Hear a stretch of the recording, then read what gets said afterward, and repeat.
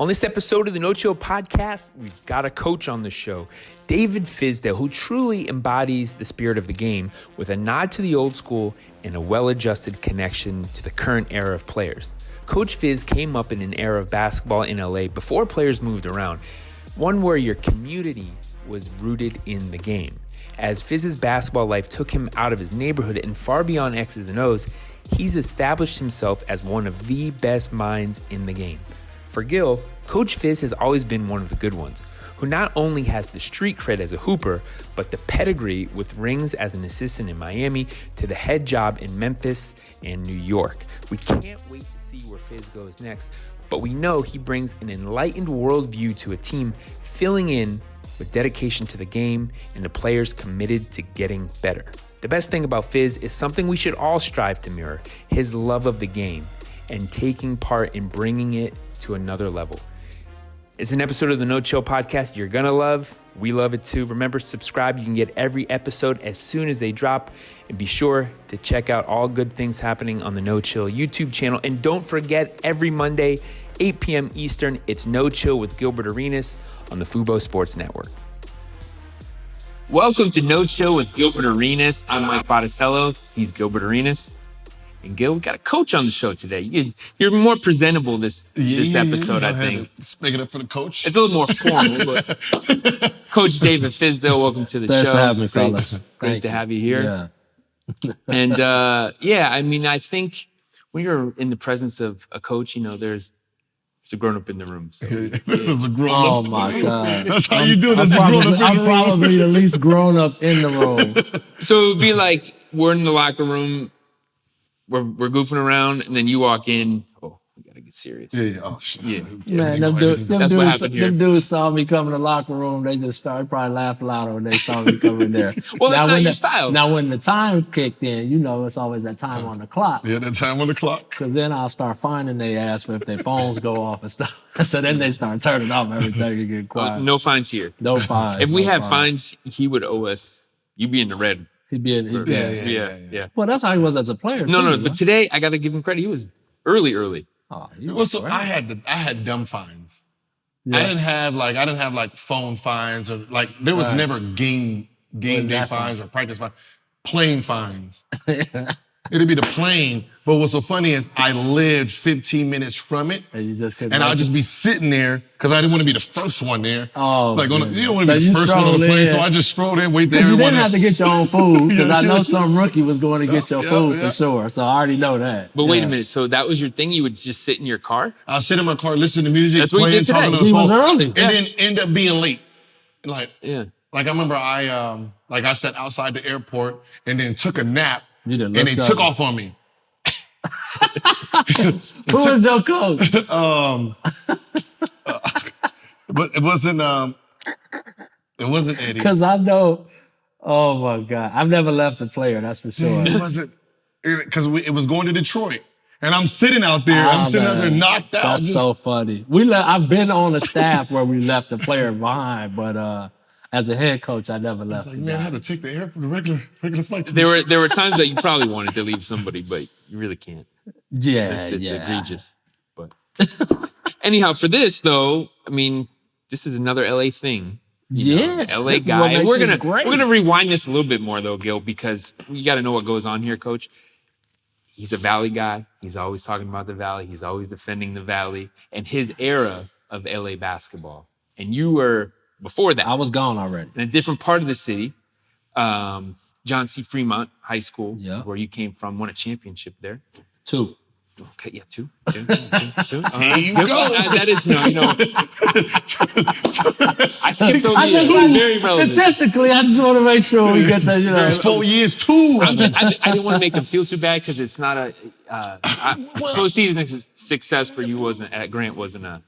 Yeah, we didn't win a chip. We made it to the playoffs twice. But I made it champion twice. Players was coming out of the Valley, but they didn't have the teams that we had. And what we've seen now is they're starting to become a shift where more guys are coming to school out our way, down in the Valley and places like out in the Valley. And the city is kind of suffering for that, because it's probably a lot of it is guys that should be playing in the city aren't playing in the city. We know a few, but I mean, it's starting to happen. It's happened. It's been it's for a gone. while. Yeah, it's been happening. I saw it happening towards the tail end of my time in the city, and then as I went to college and things started to change. Right after, I would say like Paul Pierce, that group. Yep. That's when you started seeing dudes kind of move out the city a little bit and start going to different high schools and different places. But at my time in the city was the deal. Oh man, I mean, there was some dudes.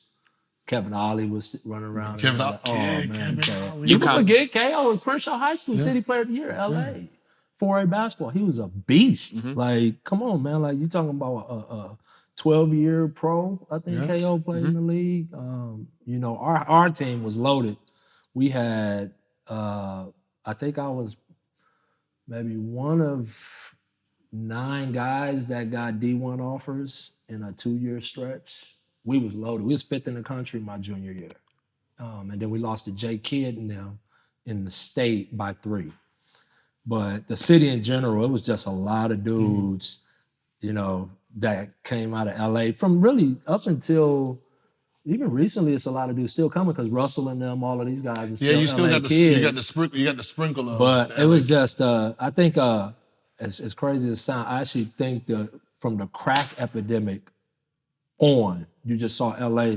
It was either you was doing that or you was hooping. and that was what your outlets were. And so, like in my part growing up, it was me, Tina Thompson, world champ, Hall of Famer. She lived in my apartment building. Cedric Sabalas, Chris Mills. All of us went to play that same part. Growing up, Harold Miner often was up there when he was a kid. Little kid. I mean, we was young. Like, you think about that. Nick Young came from our part. His older brothers and cousins. Robinson? It's Robinson. Robinson right there. That's the hood part. You just have to walk from the neighborhood over. But that was my, Kevin Ollie, obviously. That was my introduction to basketball, was Robinson Park. And so, you talking about LA, like all of those NBA minds embodies was in that little bitty gym at the same time. I mean, could you imagine the pickup games that was going on? Like, think about that. Like serious ball. Sean Higgins, who played at Fairfax with Chris Mills, who was all Michigan. He played in the league for a while. He was phenomenal. I mean, you're talking about, some of LA's finest was coming through there. And then by the time I got to high school, Morningside had Stace Bozeman and Dominique Ellison. You probably seen that movie they did, the Morningside 5 about them. They was all on my AAU team.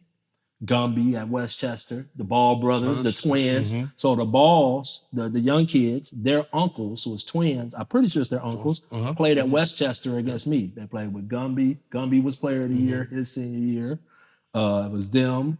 And that's when Westchester started turning into a powerhouse. Right? That group. Oh, was that group? That group was the group. But they had too many thugs on that team, so they wasn't going pro. After that, you saw Trevor and Bobby Brown and all of them dudes started coming. Yeah, that's when I was I played against Westchester. That was my second. It was 99. And beat the hell out of us. Because we made it number 6 in the country. They were number 1. Yeah. So they was Lou Wright was on that team. Lorenzen Wright and his younger brother was on that team. They kept guys coming out. And then, Osborne. Out in, they was after me, but we considered this LA. And it's like I always consider a lot of the Valley LA in a lot of ways is, Tyson and those guys was Tayshawn. That was my era. Them dudes. But that's Dominguez. Tyson Dominguez. Compton Dominguez. Yeah. Compton Dominguez. So that was, But that one, I was going to say, all of this. Yeah. What changed? Something there at some point it changed, and Tyson was from Fresno area. So my point is that guys started to move. All I'm gonna say is guys wasn't moving necessarily, and they was going to school in different places. And exactly right, I think guys was getting. What ends up happening is you got to remember with violence in those areas. Yeah. All the private schools said, "Hey, we can." Because remember they were still integrating. I don't know if they did it back then, but they were integrating schools from elementary, junior high. So we were getting bussed all over the place. Yeah, so you're getting bussed. So what ends up happening is you got the LA kids coming to Valley schools for elementary, junior high. Absolutely. So what ends up happening is they're so familiar with the Valley. To the high school there. They just say, well, because I went I got bused when I was in the 7th grade. I went to a junior high called Pasture, which is all on the west side, Cadillac, Corning area by that Kaiser. Mm-hmm. They changed it to a learning for enriched studies type of place. They bust all of us to different places, and they bust me out to the Palisades to Paul Revere Junior High. Mm-hmm. Me and all of my buddies from that little pocket of the hood went out to like a really nice area. So for us, it was like, oh my God, like, look how they living up here. Like, are you serious? Like, is this real? Like, and so, the coach at Palisades obviously was trying to get us all to stay up there. And I was like, my cousin was the coach at Fremont. Willie West was the coach at Crenshaw. And both of them was like, and I'm like, dude, I'm not going to go sit behind Kevin Ollie my whole time at Crenshaw. So I'm going over to Fremont. I'm going to hoop over here. And I got over there and realized there was this dude named Robert Moore who was a beast. And I ended up sitting behind him until I was a senior. And then I got to start. But, LA is, the history of it and just how the whole thing has morphed from the city to the valley, and eventually, hopefully, we get some guys back in the city. Most of the LA kids going to IE now. Oh, they go everywhere but. Everywhere but, yeah. Everywhere but. Because it's safer. Yeah. Right. That's what I think it boils down to, is it made sense to, hey, get away from all this trouble because you really got a future here. Yeah, so and if they're going to take care of you out there too, so you ain't going to get shot. You eating well. You staying in places yeah, because you imagine the houses. I just thought like what I was saying. Like when I went to junior high in Palisades, and the kid in my math class was like, "Hey, come over after school." I walked into this kid's house in Malibu, and I'm like, "Man, what is this?" Like his room alone was just like my apartment. Like it was 4 of us living in an apartment the size of his wing of the place, and it was like. So if I was a kid at that time going places like that, I'm not going back to the hood. Like I'm like, I'm out. Which is a great thing because it can give you a different perspective on the world. No, it was great. That's why I went to work. I went to college in San Diego because it was literally the exact opposite of South Central. Right? I was literally the percentage of white at my school because my pops is white, my mom is black. That was it. It was all black and a percentage of Mexicans, and that was it. And then I go to San Diego, and I'm still the only percentage, but I'm the only percentage of black amongst all white folks. So for me, it was a good way to kind of get a grasp of everything, and see the world from a lot of different lenses, and it ultimately was one of the biggest deciders for me to go to the school. My grandfather sat me down and said, do you want to go somewhere where you know everything already, or do you want to go somewhere that's uncomfortable and where you're going to have to get out of your comfort zone and figure shit out? And I was like, all right, this is the place. that lesson right there, being able to be uncomfortable and draw some blessing. Rest his soul, my grandfather was ahead of his time when it came to like really describing that kind of stuff. He really understood like what it meant to get uncomfortable. He's like nothing good is gonna come out of you being comfortable. He was like, because when discomfort comes for you, you're not gonna know how to handle it. Yeah. And then that like you can relate to that is give me all that like 1 verse 5, give me all the chaos. He lived in that. Right. Are you kidding me? What's so funny is when growing up in the valley, I tell people watching racism is actually different for me because here we didn't have white dominant. Right. We didn't have, so it wasn't a white dominant. So it wasn't black versus white here. Because of mixing pot, you have every single race. I mean, you have huge mixture. You have Chinese, Vietnamese, Cambodian. You have Mexican, Guatemalan, Salvadorian. You have everyone in your classroom where there's no dominant race. So you get to actually see everyone. So when you leave the valley, you leave and go into the real world, you're sitting here like, whoa. Yeah, whose side am I supposed to be on? Right. No. Yeah, we didn't have race wars. You didn't live like that. You didn't have to have that same. Yeah. You didn't feel occupied. Right. Yeah. Right? Like in the hood, we felt occupied. Like the cops was on our ass. We could not. I can't remember many times, honestly, where it was when I was in the car with multiple black kids or a couple of my Mexican buddies, and we was riding that we didn't get pulled over. And just think about that over and over and over. You living like that, you know what I mean? And that's why I said the race part came in that for me in LA. When you talk about you didn't see it as much as the race part came in how we was policed. I didn't feel a lot of racism growing up from the average citizen, because I grew up I grew up in the most unique place in LA from the standpoint of black and white, because I grew up on the cusp of where we are now in the hood. The West Side was one of the first places that got hit with crack. So the Playboy Gangster Crips, schoolyards, Marvin gangsters, they got their hands on that stuff first and started really selling it. And that was the street I lived on, Corning and Cadillac. Drive-by shootings was irregular, all this stuff. But you also saw a celebrity come from right here, right to our neighborhood, because it was close, to get some of that stuff. So I got a unique perspective of living on the cusp of white and black and hood and rich and all of that stuff. And I got to see it, you know, through a unique lens as a kid. So I never felt like, oh, this person's racist.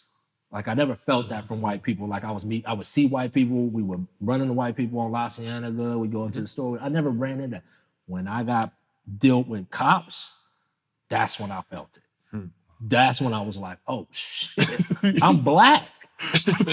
That's when I realized how black I was. Like, it was like, damn, do you gotta do that tight? Do you gotta squeeze? I'm 12, bro. Like, literally, like, you know, it was like I was 12 years old and I was getting, like, brutalized.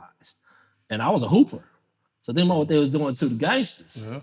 You know, you can only imagine some of the stuff that was taking place on that street. Well, really, were they differentiating you from the game? I mean, no, that all they saw was what they saw. And Right. that's what I'm saying. Right. That goes to show you it wasn't about crime and this and that. It was just, I see a black kid, I'm gonna fuck with him. Right. And that's where I finally felt like, damn, this shit, race is real. And then in '92, I was going into my senior year. I was still a junior. And the LA riots, you know, the whole Rodney King thing happened not too far from, he was out there in Simi Valley.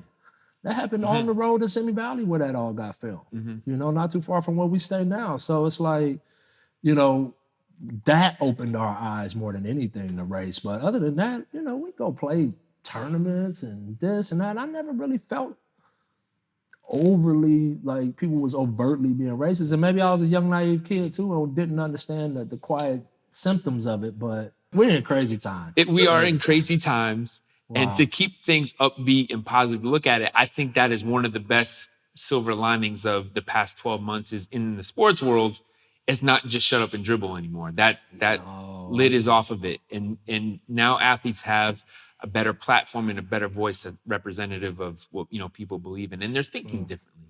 Yeah, they're aware, right? Yeah, more in tune. We're more in tune. Like, you know, I lived in DC. Well, I lived in Virginia, but you know, but you was the in the heart of DMV, DC, yeah. and I was clueless, to be honest, to everything that was around. Like, I didn't go to the I don't know where the Capitol building is. Right. I didn't know where half the buildings. I went from home to practice facility. To airport. Yeah, I didn't, like, I'll ride my bike during the summer, you know, for exercise, but I didn't really enjoy DC. I didn't really get to enjoy what DC had to offer. Right. So when people are like, yeah, what's going on in DC? Like, I couldn't tell you how to get to the White House. Yeah. Like, I'll drive by and be like, yeah, that's it. I don't know how to. I got one for you. I mean, first of all, the arena wasn't too far from there. Yeah, but what I'm saying is, if it wasn't on my route, I wasn't getting. Here's an interesting guy, a teammate you had, which it is a rare thing for a player to get involved, especially in that era, right? Etan Thomas, though. Oh, he's deep. But was it because of where he was? Okay, so in DC? We appreciate Etan now. Right. Then we don't want to hear that shit. People wouldn't listen to us. We don't want to hear that people shit. weren't hearing them then. Right. No, we didn't. They weren't hearing so them like then. you have your players that's into the politics and, but, a bunch of young hoopers. I think that just the bottom line is social media has really changed the way the engagement, right? Because you hear back what people think of you. Yeah, and you can't you're gonna know what's going on. Yeah. Like, back in the day, if you wouldn't have got to avidly watch the news, you really wasn't paying attention to what the hell was going on day to day in the world. Now the phone it's coming to you regardless of if you want it or not. And so if you happen to be a guy that it strikes a chord with you, like an Etan Thomas or somebody, not only can you get active, but you got a community of activists out there that's in arm's reach now, just a button away. And so now you're not just this guy screaming into the wind, right? With a bunch of dudes around you that may or may not be interested in that. You can go on your phone now and find a whole community of people, good and bad, for what you want, what you believe in, right? And so that's just, I think, is different. Yeah, that's the difference. You can, like even though I don't watch the news, but I can get on the phone and then my first 3 posts, they did what? Trump did what? This happened. Who is this? That's the president? That's the vice president? I remember I was watching TV like that, and Pence was on it, and it said it was like it was Kamala versus Pence, and I said, yo, who the f is this dude? Like who the f? And it says vice president, and I'm like, he's a vice president. That's vice. Like now? And they're like, yeah, that's Trump's guy. Where has he been in the last 4 years? Because Trump has his face in But that that's the funny part is like, I'm sitting here for the first time in 4 years trying to like, who is this guy? He just sat there. He was the guy that was sitting there letting all this shit go down. But it's a matter of what you're looking at. And I think as a basketball player, we'll stay in that sport, you do have a lot of time on your hands. And if guys are on a plane rides or on a bus or their downtime, if they're playing video games or whatever other stuff they're into, a guy like Eton used that time to read and watch news reports and get engaged. And like, you think about it, he's got the press, he's got media in his locker room, pre and post game. He can say whatever, he uses that time to say whatever he wants. Well, and get his message out there. Again, though, you're seeing such a dramatic shift. You just think about 5 years ago, I was having to talk about, am I going to have my team kneel for the anthem? Because Colin Kaepernick was the guy kneeling by. Basically, him and a few other football players was the only guys kneeling, and they were getting crucified for it.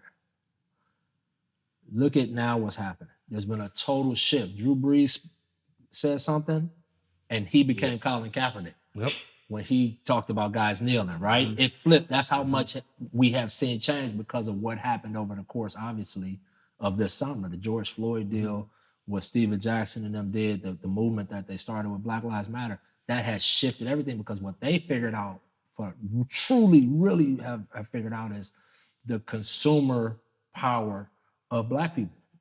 And corporate people started getting on board with this. And you saw things like the Redskins name got changed. Well, who really put the pressure on the Redskins to change it?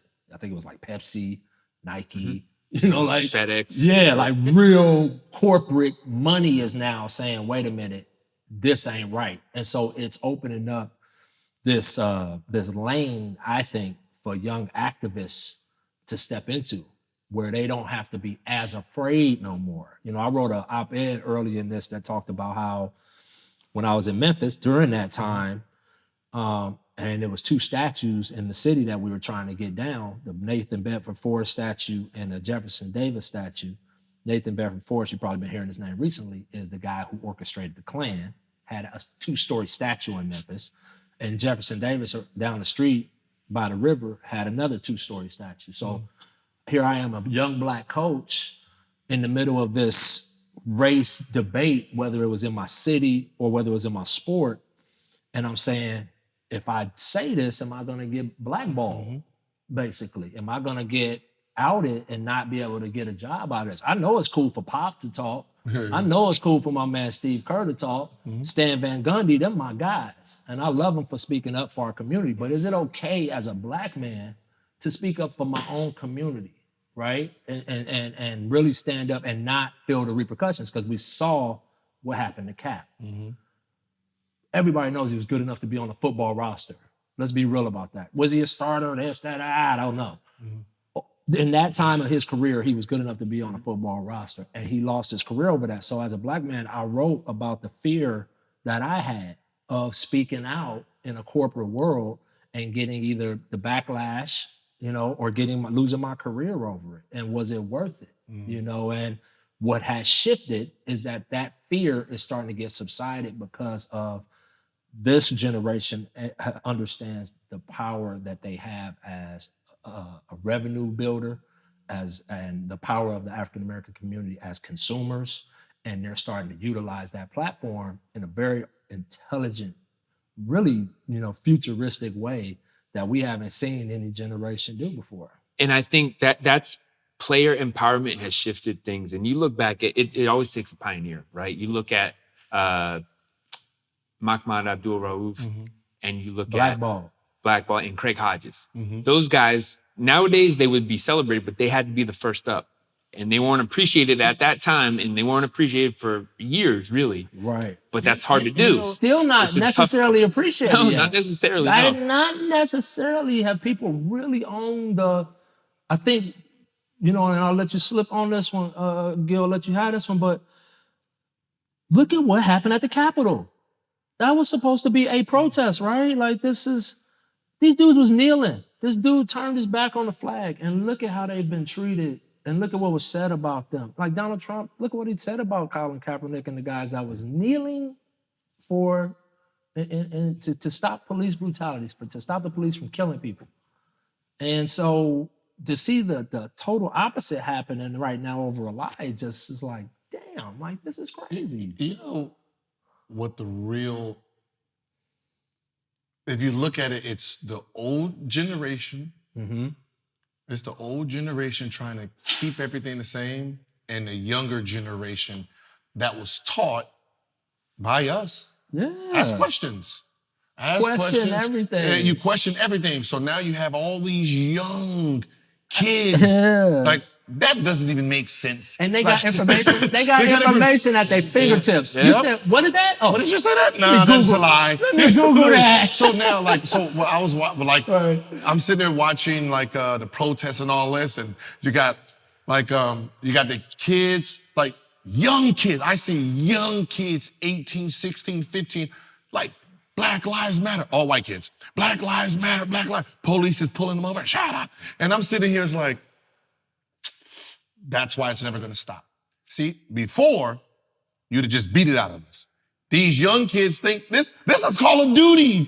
They don't give two shits about what you're talking about. They're living in that world. They do not care what you're talking about. And they're smarter. They're looking at these phones and say, oh, my friend went there. Oh, he got 2 bruises. I'm going to get 4. I'm in. And that's what it was. And look at what the young generation has had to deal with, though. See, again, like, these kids are smart. I didn't know about a deficit when I was in high school. These kids know that we just left them with that Trump just gave this big ass tax break to people, and they know the deficit that's falling on them.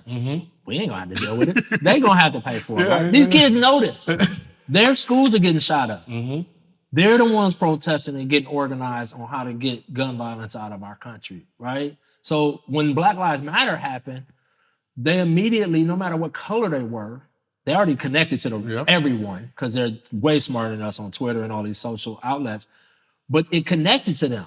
Wait a minute. They don't give a shit about our lives in these schools with guns. And these black folks are sitting here getting killed by cops and getting killed by gun violence in their neighborhood. We can get on with that. And so what you're seeing is now a social movement against, and I do believe there is some old school to it, but I think the race element is a part of it. Older, I think it's like the generation or two after the old civil rights whites that, was holding on for dear life to keep blacks in their place. It's like it's like their grandkids. Their grandkids is like resurgence. But you can't stop it because the country's going to continue to brown. It's getting browner and browner and browner no matter what you do, and those people are going to vote. And when they vote, there's more of them than that. And that's the way it's going to go. And I think that's what happened in this whole thing is like this pressure point of like, we're getting outnumbered. All right, let's take a break to talk about our friend at Manly Bands. Guys, for the better part of their lives, our better halves have been fantasizing about the perfect wedding ring. Cut, clarity, carat, color, you name it. For us, not so much. And jewelry stores clearly think the same thing.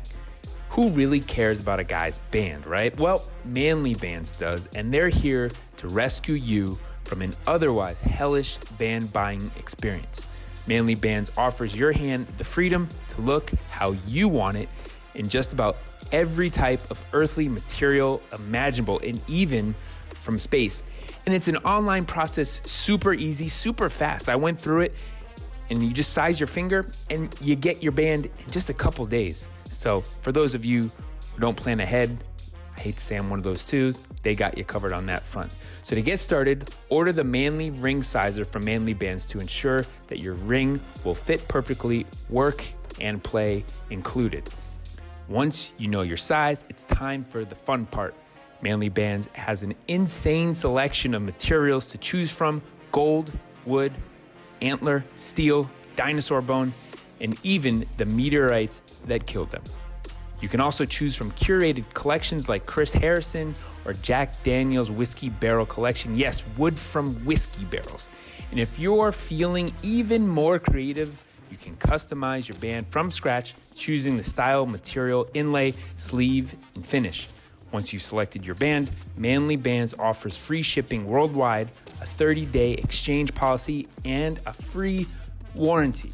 So while there might be a 50% chance of your marriage working out, there's a 100% chance that you're going to love your band. So for fans of the No Chill podcast, we got something for you. To order your Manly Band and get 20% off, plus a free silicone ring, go to manlybands.com/no-chill and enter the promo code No Chill.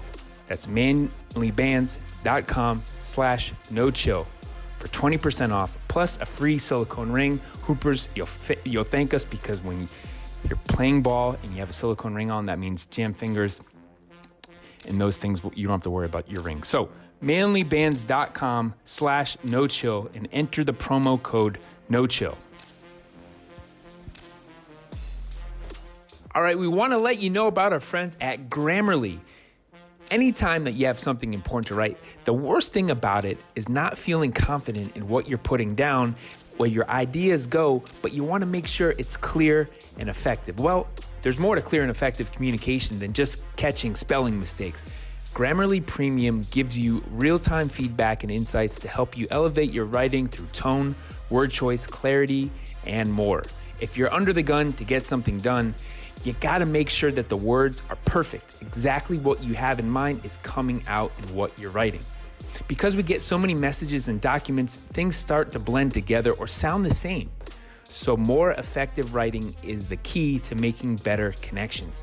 Grammarly Premium gives you real-time insights and guidance on tone, word choice, clarity, and so much more, so you can communicate clearly and confidently. I got started with Grammarly Premium, and it just made my life easier. I write hundreds of emails a day, pitch decks, rundowns, and all kinds of documents that tax my brain. So taking care of those details is essential, and having something like Grammarly in my toolbox makes life that much better. Level up your writing for work, school, or in personal projects. Premium features include advanced suggestions on grammar, punctuation, sentence structure, and style. It's the perfect writing tool for anyone who wants to stand out with every word. Harness the power of Grammarly on every platform with their desktop editor, browser plugin, and mobile apps.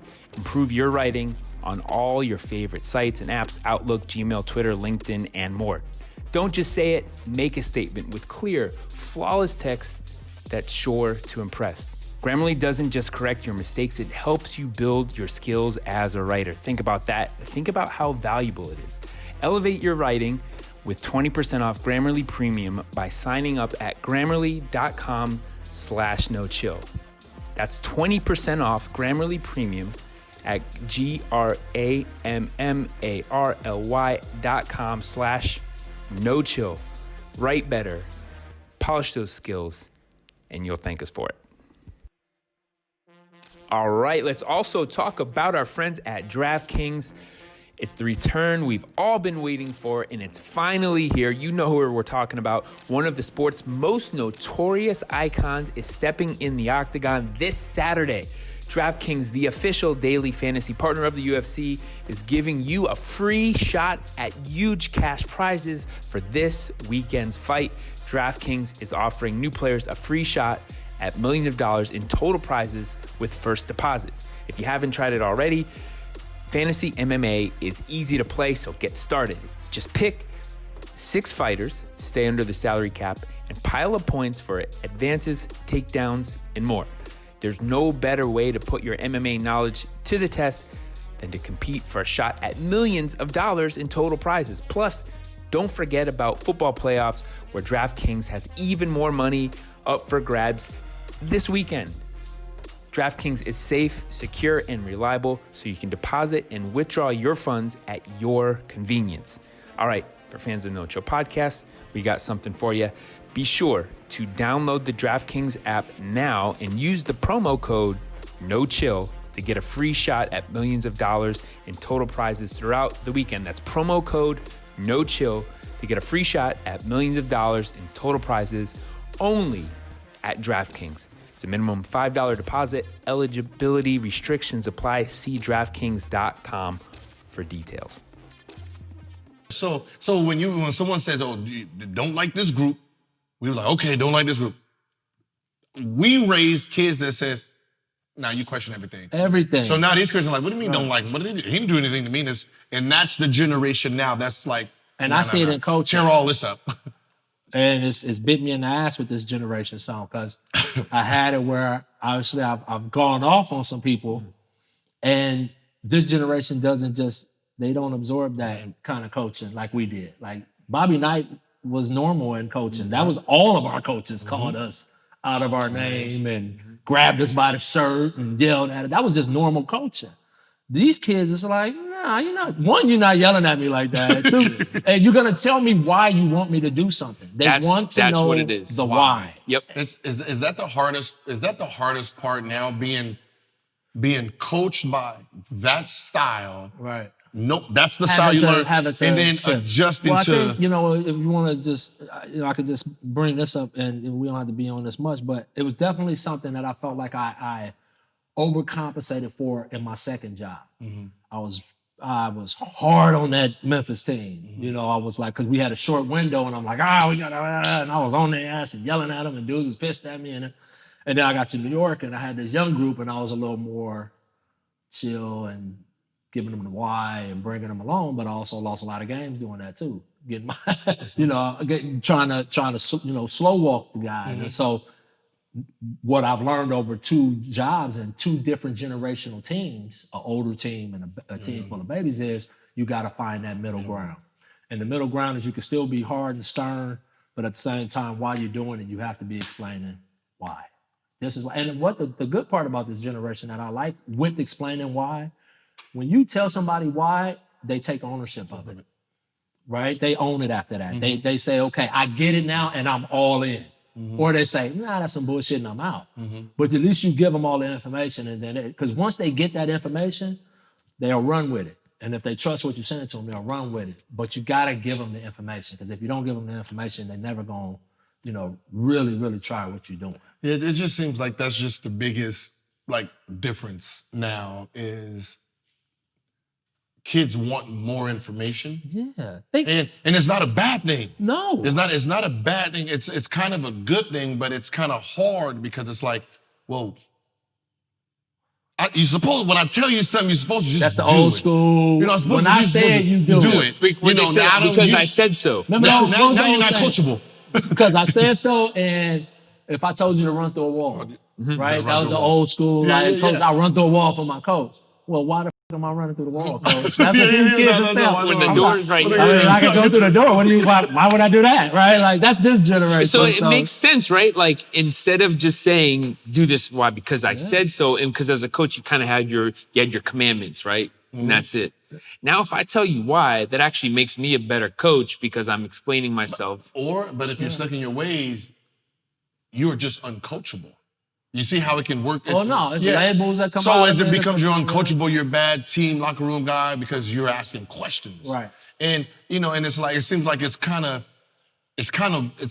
hard to secure a job if you're not put in a situation where, okay, you give me this, what are you expecting? Absolutely. Are you expecting us to win? Are you expecting me to groom them to be better players for the future? And that's what is my actual? And that's that's why as a coach you always got to make sure you find that thread and what that is. Because you can't get caught, especially when you got a team full of you got some young kids, you got veterans that want to win. You got to make sure, hey, what do they want? Yeah. And whatever happens out of that, you got to live with it. But you gotta go with if we walk out of the room, we all say, hey, we gonna do this. That's what we're gonna do, and you live with the result. Yeah, because that's really high. That's part of the business that you just gotta live with. But it's these guys are definitely different. And I always say that, and it's not a negative. It's just not. I don't know how I would have been with Twitter.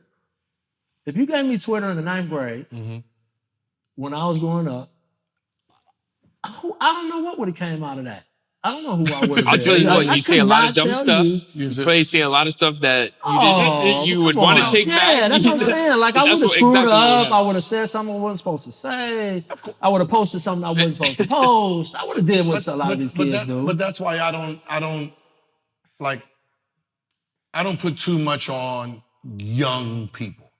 Like anywhere from the age of 15 to 21. You empathize. I can't really I can't take what you did at 18 as real. Like, that's who you really are. Like, that could be a phase. That could be part of something that's going on. You made a I can't really say, oh yeah, you're this. Like, and I'm gonna mess up your stock draft. Like, and that's the tough part in coaching is especially when you get to the league, because it's, I've been fired twice. It's cutthroat. Yeah. You don't have this big cushion to just lose games. That's just the truth. And so, but you got this kid who's 18, 19. He's going through these struggles. He got picked high. He's already getting beat up by, probably at home. He's probably getting beat up by the press. He's getting beat up by peers who's expecting more of him. Like, and here it is, I'm his coach. Do I beat him down more? Do I try to lift him? How do you know what I mean? And it's like, it's a real tough dance when you're dealing with a kid in that world, where he's got to be a professional and he's in this man's world, but he's still a boy in so many ways, and I see the boy in him. Like, dude, it was one time, my first year, we were the youngest team. It was a stretch of the season. We was the youngest team in NBA history. And I looked around that room at these kids' faces, and we were struggling and stuff, and I'm looking at them, and they giving me everything. Practice great, showing up on time, following the nutritional information I'm giving them, the sports science. They do they all wear the same stuff to shoot around. They tuck in their shirts. Damn. I mean, we had the one thing I'm proud of with New York is we did raise young professionals. We didn't win a lot of games, and that's fine. I can live with that. I'm the only one that people look at their record anyway. But I am deeply confident that we raised young pros. And they went through it and they handled it great. They dealt with the press right. They took it. Like, New York is hard. That press is hard. And these kids took it. But at the end of the day, I was still looking at Kevin Knox was 18. Frank was 18 or 19. I had all these babies. Mitchell Robinson was a rookie. And I'm looking at them and we going through these struggles. And I'm like, how can I beat them down? And yell at them, overly yell. I still yelled at them and got on them, especially when it came to selfishness and effort. I wouldn't compromise. But I'm looking at these boys and saying, is it more important that I teach them to be pros and really teach them what's going to help them for the long term, or am I just going to go cutthroat and try to win every little game I possibly can? And I leaned on the side towards them, and I don't have any regrets about that. But see, that's my biggest problem with, some organizations where you have a young team and you're judging the coach and the staff on wins and losses. Oh, that's a tough deal. You can't. Like, they don't supposed to win. Well, you've been in the league long enough. Like, are they getting better? Yes. Or how are they handling things? Like, are they on time? Like, that's what I'm judging. I can't judge you on you're going against LeBron and this. I can't judge you on your wins and losses. That just doesn't make sense. That's unrealistic. I got to judge you on, okay, they're always on time. They're practicing hard. They're playing hard. They're just not winning again because they're not superstars to win those games. They was playing 40 minutes a night. 40 minutes a night, but they're playing against LeBron. College, yeah. So I need to really. Bron would play about 20, and they would play about 40. But 8 of Bron's 20 was at the end of the game. Yeah. And that was it, right? So it's over with. But and that's why I still to this day, and these kids know I love them. I'll defend them to the end, because at the end of the day, It's different. I've seen young teams that had a bunch of jerks running around, being unprofessional, being dumb, disruptive. These dudes was just, they had stone faces and they showed up every day.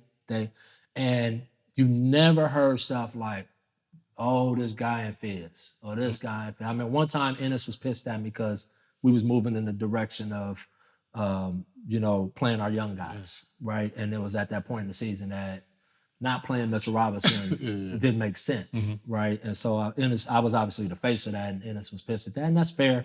I think we've made amends since then, and he understands how this business goes. But other than that, the kids was always, they rocked with me the whole way. And I just think that what we're seeing now is just a different group of kids that aren't you guys. And that's not bad. They're good in their own way, in their own lane. And I don't know how y'all would have handled the bubble. I don't know how y'all would have handled, right? That stuff is like, think about like people say, like someone asked me, they have to live through some crazy stuff. I said, as a Wizard team, the bubble would have been funny. That would have been a movie right there. Because of course we had a few players that just they're just rogue. We had just rogue players that just wasn't gonna work. They just did their own thing. Like I remember we and this is a true story. We get Flip Saunders. And we have a veteran team and a young team. So me and Haywood were like the only bridge players that can play young and be professional. Right. So he's like, all right, we're gonna have a curfew. 9:00 in the hotel. You gotta be in this game 1 in Dallas. 9:00 curfew. So you got all the veterans like, yo, no. I gotta go to Morton's. This didn't work out. I gotta be Morton's. You got 2 players like, yo, strip club. How do I go to the strip club? I go to strip. My routine is a strip club before the game. So he was like, GA, you're the captain. Come up with something. So I didn't go out. So it didn't affect me. Right. But I know I need him to really be on point, and he needs his fix. He needs to throw some ones.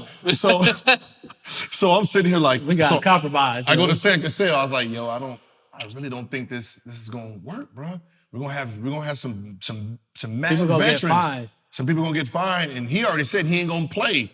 So Sam was like, listen, be in here by 9, do what you gotta do. Do what you gotta do. Some dudes are skilled. I got it. I know what you're talking about, Sam. So I said, hey man, listen, he said we had to be here by 9. He didn't say the strip club couldn't come here. Yeah, see how he thinks? they can, he's a problem solver. So I said, look, they can come here. You can just have the strippers here. Sure enough. They all come. But they wanted to prove a point. So they wait till 9:00 to tell the strippers to walk in the building at 9. So all the coaches. Because they're patrolling the lobby. Yeah, because they patrolling. So now you got a whole bunch of strippers walking through the lobby at 9:00, and I'm sitting here like, the stuff they heard in this league, man. Shoot around. Oh, he was. Y'all better come to play this and this and this. And we end up beating. We balled out? Yeah, we balled out. Beat Dallas. You knew you was like, this part of the routine. As long as they had their routine, we good, coach. This is like, don't mess with the routine. This is not the time to disrupt the routine. And the Flip, RIP, was hot that day. Oh, man. But you have to appreciate that. That is what, look, we see the direction that you're going in. We see the bottom line. We'll get there, but it's not going to be on the path that you probably have in mind. Man, what I've learned, one thing is all of this stuff it's a balance and it's a compromise. And, everybody thinks like when we was in Miami that it was this like really oppressive culture and you couldn't do this and you can't do that. Man, that team had more fun than any team in NBA history. I got to say, that might have been the best team ever to be on, if you think about it. Of all those things that we talked about, like the environment. Oh, the environment was star silly. We had Bird and Bron and Chris D-Wade, Bosh. And Norris Cole. Yeah, because you got leadership on the court, and then it's like you have fun. Like you said, we're going to perform when you have us on this court. That was one thing you knew. When it's time to practice, we got to sit down and watch film. We got to get in the game. We showing up. But when we don't, we are going to have fun. Because you got to think that team was getting beat up so much from the outside when LeBron came from Cleveland. So all they had was each other. Man, they were fun to be around. But man. he's one of my favorite people in NBA history. Who's the common thread that orchestrated that whole thing, that brought it all together? D. I was gonna say Pat Riley. Oh, well, Pat, obviously, but D was doing the whispering at the Olympics. But the point the whole picture, it comes from the top. And it was Riley. Riley. The whole thing, how it came up, like how it filled in and how it just like all the right pieces, that was all Pat. But D definitely was doing the dirty work. D was doing the dirty work. From the player side, but as the organization goes. Pat had to go in and hit it out the park. Mm-hmm. It wasn't done where Brown was like, I'm just going because D asked me to come down there. Right. Like Chris said, I'm coming early in the process. And then we was waiting. We didn't know for sure if we were getting Brown. And then, it's hard to say no to Pat. Like when Pat get down at that table with you and he started showing you all them rings and them diamonds, them 9 rings get the sparkling in front of you. You get kind of, Pat. And then just the wherewithal, he and Andy Ellsberg and Chet Kammerer, how to put the pieces around that would complement what they had put together, and really, and the personalities too. They know they had to get alphas. Even in your role, if you was a role guy, you still had to think you was the baddest son of a bitch on the planet. Mario Chalmers had the most irrational confidence. Irrational confidence. But when it was on the line, I knew if that ball found him, that ball was going in. And you had to be that way because if LeBron comes down and draws everybody and looks it and hits you right there, you better make that shot. So you had to have dudes that was cold-blooded. Mike Miller, James Jones, Ray Allen. Shooters that they had shot so many shots working out that a shot in the game, like Ray Allen's 3, that big 3, I saw him make that shot in that season in practice, after practice, 15, 20,000 times. Running backwards. Not looking at the line, getting off the ground. He used to do a drill. I'll tell a story. He would lay like a foot in the paint, but he'd be laying on the ground, on his back, on his stomach, on the side. And guys started watching him. I would be passing to him. And he would say, slap the ball, Fizz. So I'd slap the ball. As soon as I slapped the ball, he would get up and I would throw it. And he would go get behind the corner 3 line as the ball was coming after he had gotten up and had to get his feet organized. That corner is a tough shot. If you got big feet, it's really tough. Mm-hmm. So, and he would do it. And all of a sudden, LeBron be laying on the floor. D-Wade laying on the floor. And then after he get done with them, then it would be, they would say, now the real shooters get to shoot. So all of them would leave, and then it'd be Mike Miller, James Jones, and Ray Allen. And you think about that shooting display, and they would shoot for hours. And so those kind of guys were the people that Pat was like, yep, we got to fill it in with that. Because otherwise, it looks great when he gets everybody to come to him. But if that dude's a softie or he's scared to make a shot, he can't be here. Rashard Lewis was a guy we went and got late who helped us big time in the second championship. Mm-hmm. Like guys that don't get sick at sea. And that's where Pat was just, he understood that thread of player. And he just orchestrated that whole thing. Because think of that as a player. I mean, where Showtime Lakers in that era, those guys got down to business when they had a lot of fun in LA. But LA, the proof is in the success. What was the club name at the Forum Club? Yeah. But then even where he went, with New York and Miami, he knew wherever he went, the common thread of the players that he brought in there. But once you get him there, that's one thing. It's what do you do with him when you got him? You know what I thought was really unique about Pat and his style was how it morphed everywhere he went. Mm-hmm. He was the city. So when he was in LA, he was this flashy, well-dressed, Armani suit, cool, calm. It's showtime. The sun is shining, the palm trees.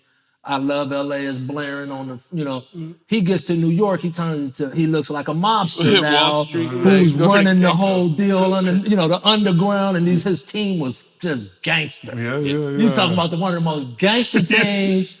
They was ready to fight everybody. Every night.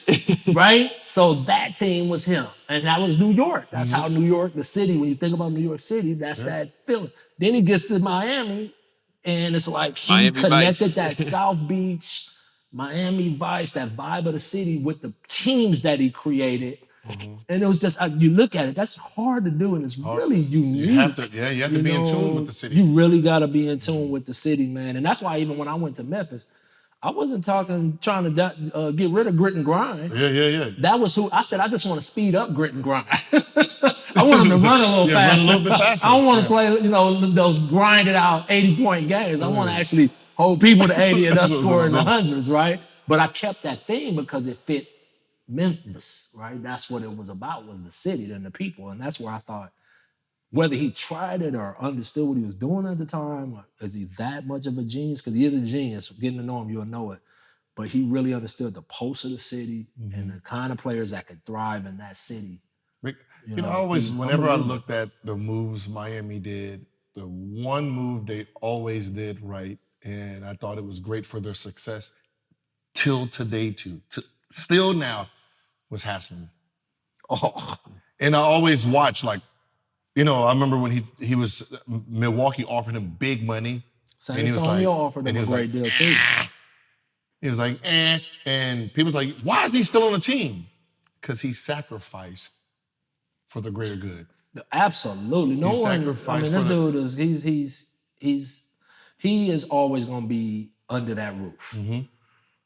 For whatever role it is, Udonis Haslam will be in the Heat building forever. Because those championships wouldn't have been without him. His jersey's getting retired. Yeah. Like these jerseys going up in the rafters, and like you said, he literally sacrificed to make it work there, because you got to give up money and stuff to get particular players and things like that. And he had to make it. Yeah, when LeBron, like I said, when LeBron was asking for this, it was his contract that he had to sign last, so he had to get what was left over.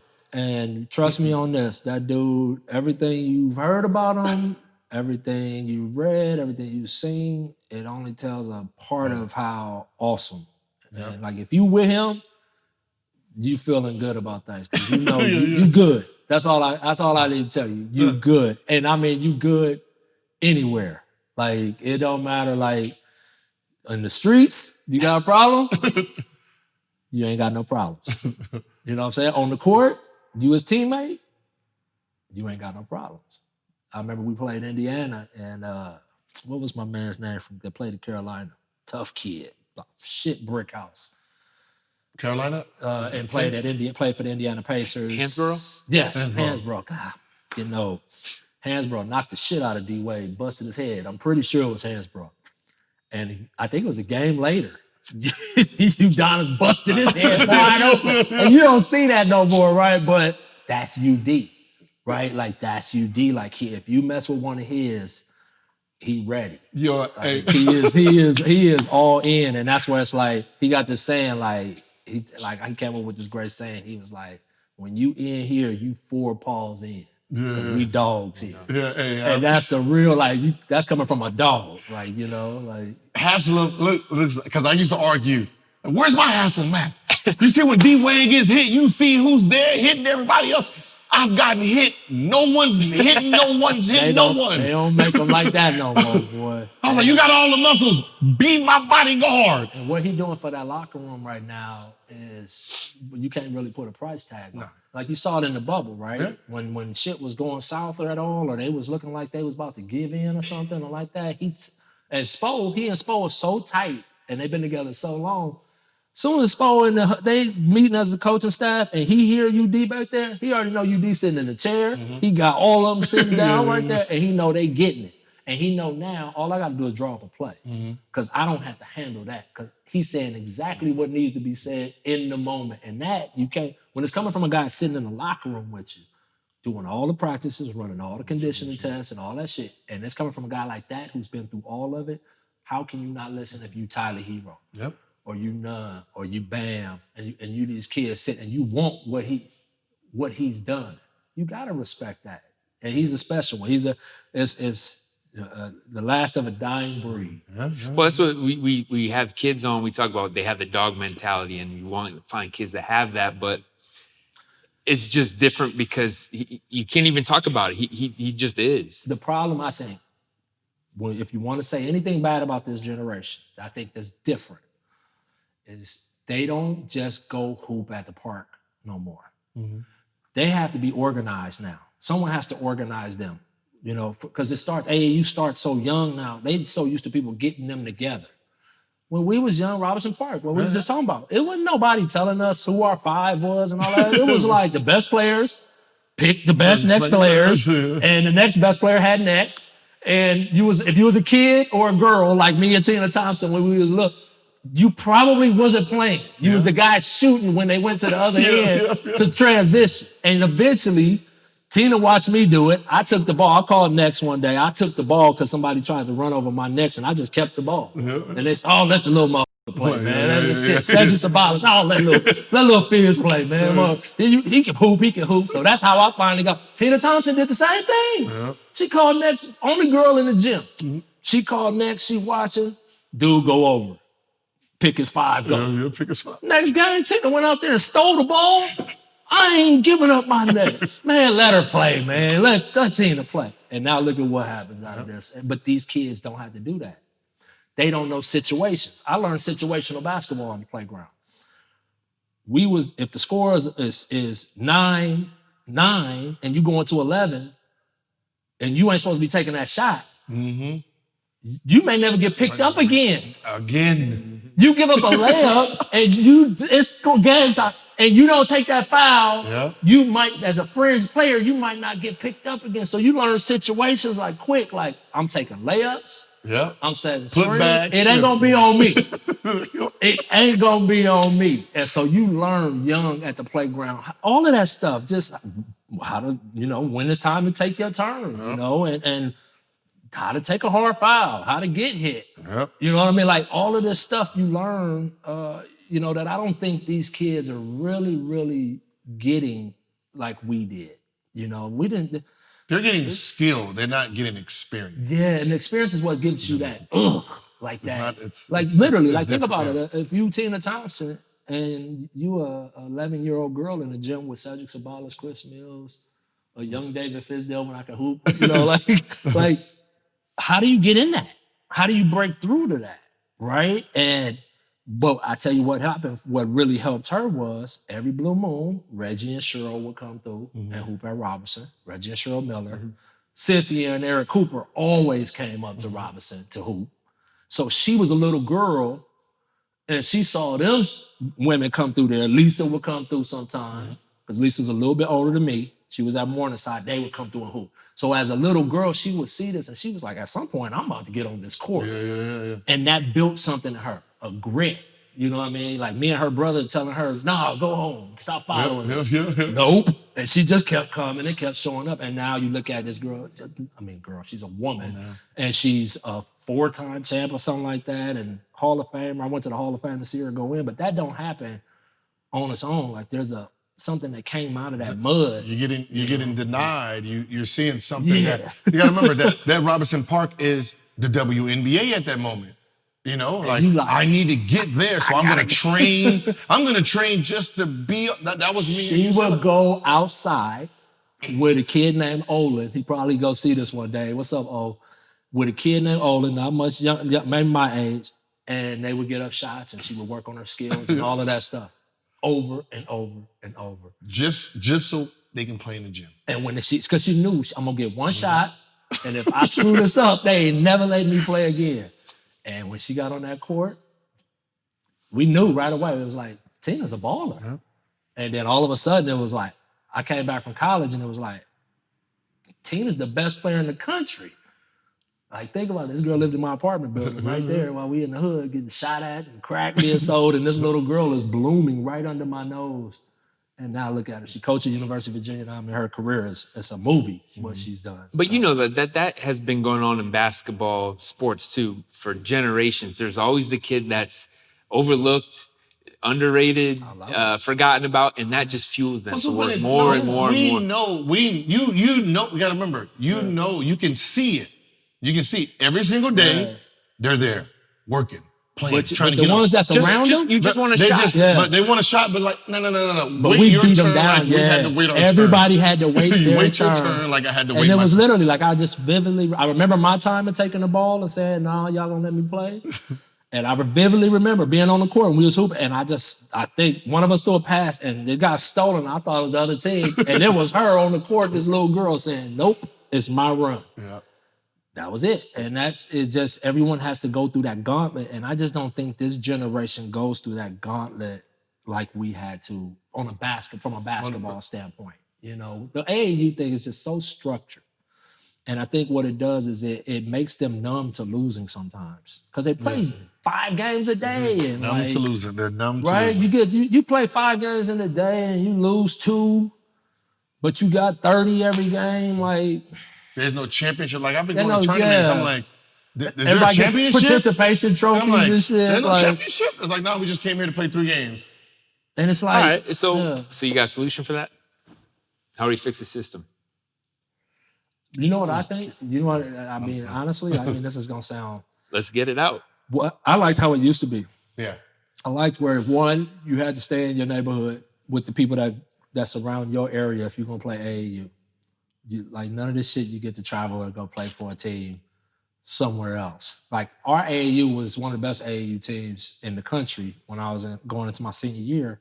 But it is everybody I named to you earlier was Gumby from Westchester, or was Stace Bozeman and Dominique Ellison.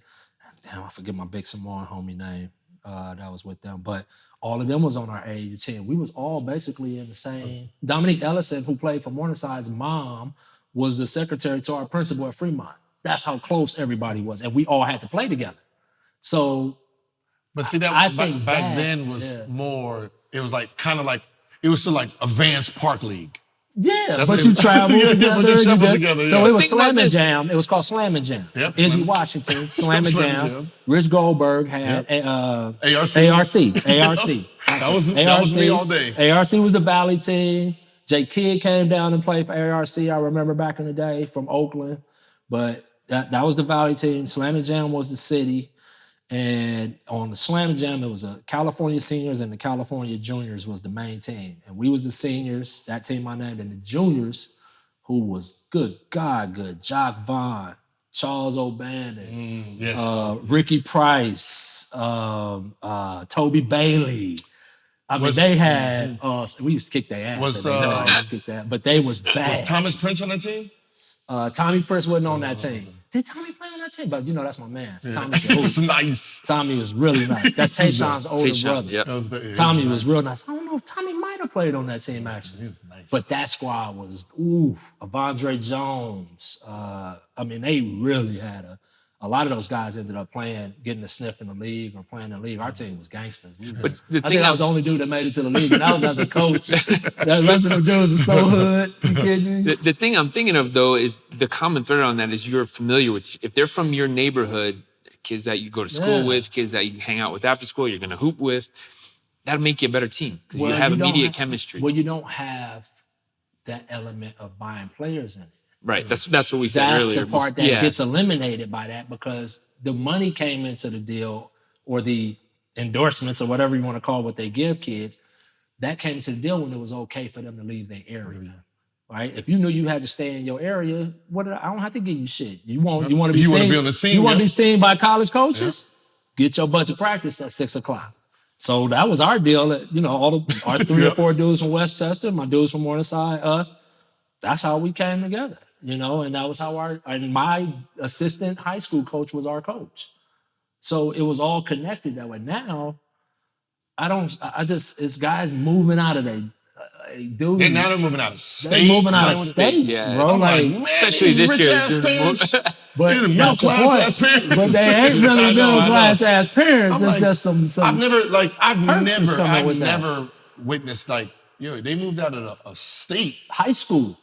Moved out of the state to go play at another high school or across the country, not even driving. So that's what I'm saying. That until that's dealt with, we got investigated. You transfer to school, and you ain't in a district. Where do you live again? This address don't say because your competitors, the rival high school was like Gilbert Arenas does not live in that area. Yeah, he lives right here. He's in ours.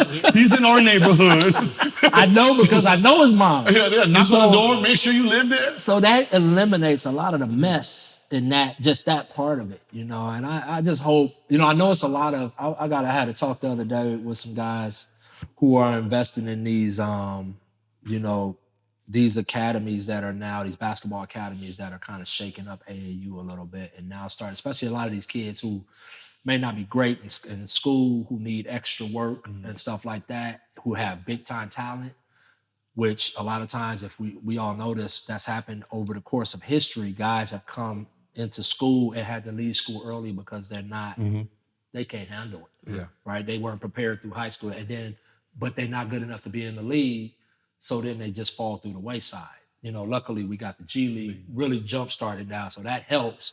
But there's kids that's falling through the cracks earlier than that now due to their circumstances. Right. And so, it's a lot of little things come popping up right now that's starting to address some of that stuff. But I just like to see guys get back to just play with the guys in your neighborhood, because it also has a chain reaction effect, not to get too far away from this, but because this is a lane I play in, but we've lost sense of community, right? People don't know their neighbors no more. Like when I was growing up, my neighbor could smack me in the head and send me home and then call my mom and say, your kid was down here acting up, and I smacked him in the head. And then I get my ass whooped when I got home, right?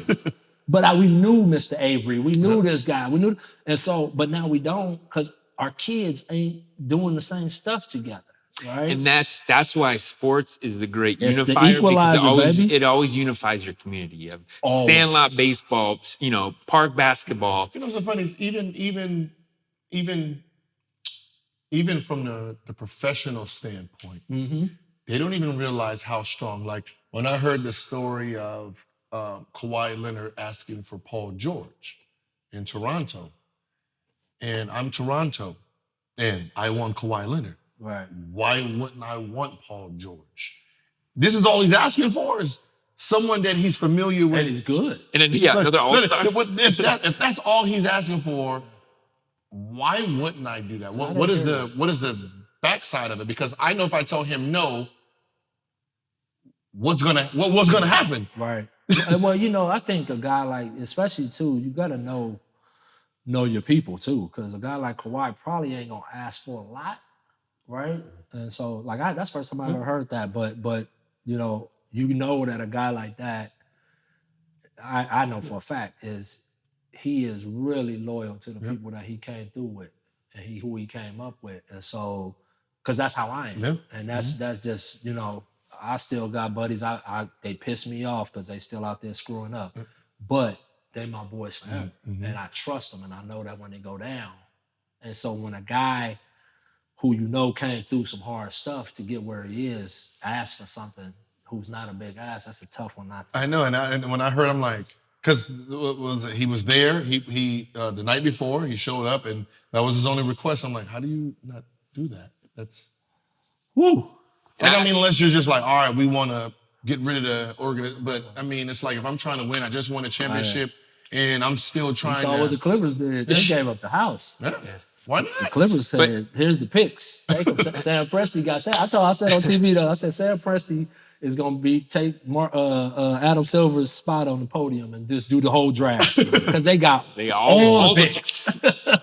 Hey, and that's great. That's smart. When you a small market team, that's a great strategy to load up on those picks and really build your team, because you're not going to attract the free agents that all these other schools, these cities that we was talking about are going to attract. You got to land some guys through the crops, right? You got to get them through the draft, and then maybe make some trades with those picks to go get some talent and bring in. And then if you get enough guys in place, then you can start attracting some free agents. But if you think about it, drafted Westbrook, drafted Durant, drafted Jeff Green, right? All of those guys. Was Ibaka a draft or trade? What was that? I think they drafted They Ibaka. drafted him. They drafted Harden, by the way. Harden. They drafted Harden. That's like right. they're like to a top 3 in drafting. All of those guys was draft picks. None of them were free agents going there. So that's my point. Is he built a team that went to the finals and played us through the draft, through young people, and I think he's right on track to do that again, especially with that point guard. I love that kid. Shea. Ooh, I like him. That time, because there's some history here we know, and there's some things that you have in mind, so it's time to ask Agent Zero. Here's my question. First off, I want to say this. Top 10 nickname of all time, Agent Zero. Thank you. Because you played like that. That's why it was so perfect, because you was literally like, I used to play this video game when I was younger, the James Bond, GoldenEye, you remember that old game? And you had the sniper, and Agent Zero is as good as it gets when it comes to a nickname that fits. All right, so that's first. But here's my ask. how would you have fared in this new NBA in the land of the point guard, the guys that you see playing that position today? Would you still have been an all-star? I would average 40. I would say, remember what you're asking? Think about that. Well, I just want to hear it. That's the whole point, because I know my man. I would average 40. And the reason is this. I played like James Harden and Westbrook, right? That you did. But they don't have Shaquille O'Neal's, McGlore's to stop me.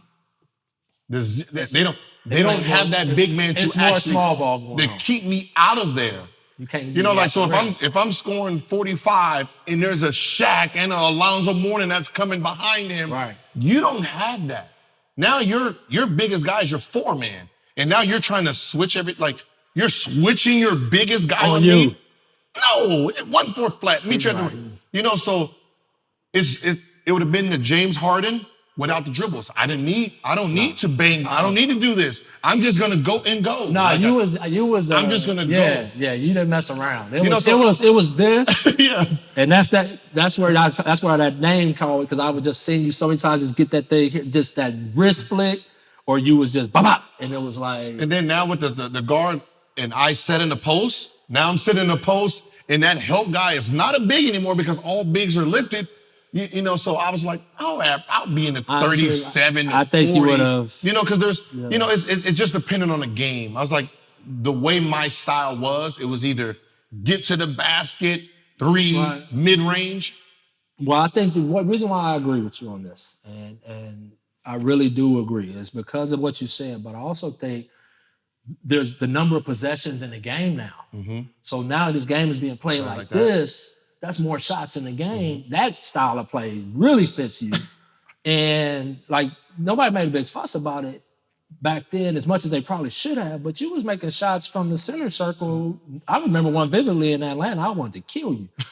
This dude we was trapping him.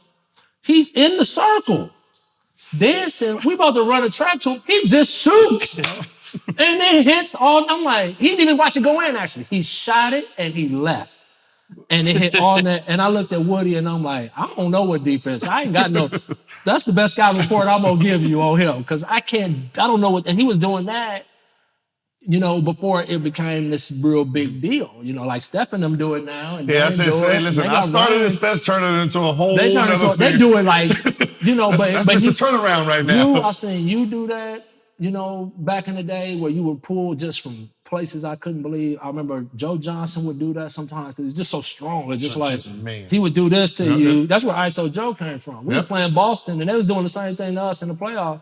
Hey, KG trapping them and posing them. Joe just finally said, this is the best shot I'm going to get. Yep. And he was roping them. And I was like, that's a shooter there. Mm-hmm. And now we got Dame doing that. Yep. And but see, that was what's funny is people didn't understand. Like, people were like, why you 1-4 flat? I was like, because you didn't realize, like, they running people like you. They're running, they're trapping, there's defense set. Like, I don't hide. Like, they knew the game plan. The game plan is, they didn't was not watch him that. play. So it's like. And you still drop 40, 50 we have to do 1-4. This is the best option right now. T-Mac would do that. Yep, T-Mac would be doing that. We threw the whole sink at T-Mac when he had 62.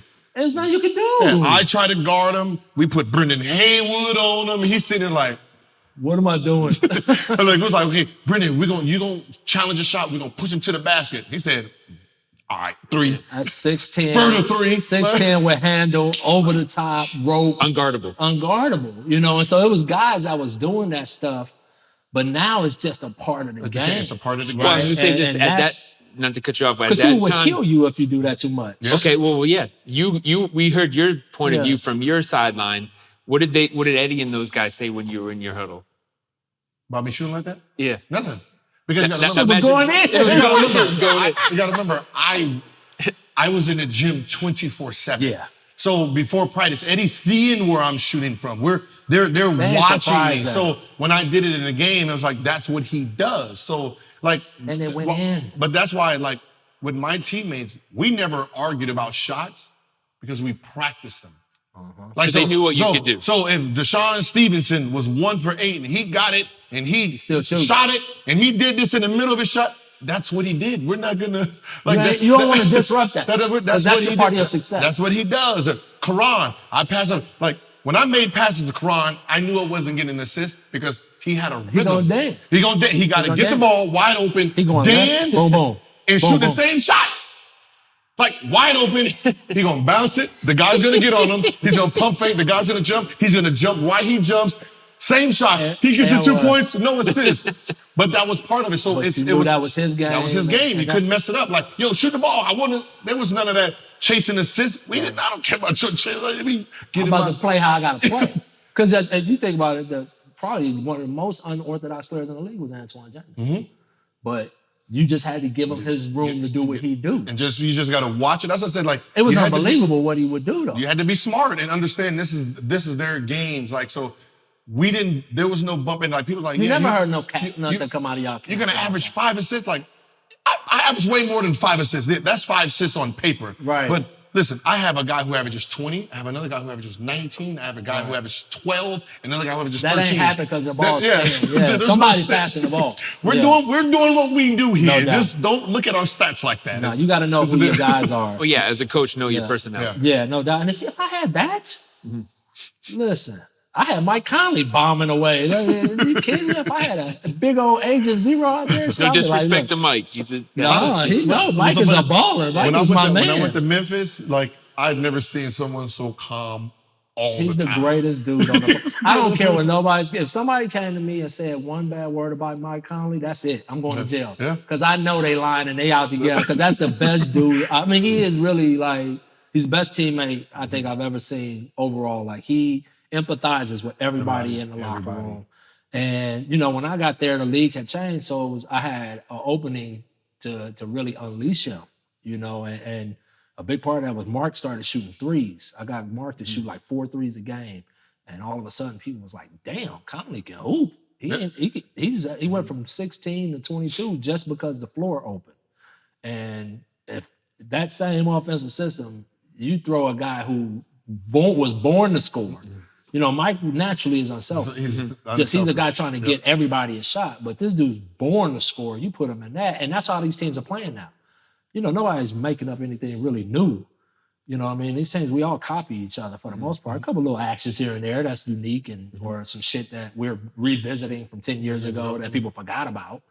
But overall, everybody's doing kind of the same stuff. And if you got a guy at the head of the snake that can shoot from 35 feet, that can just bomb, that changes your team tremendously. And when you don't have it, it's tough too.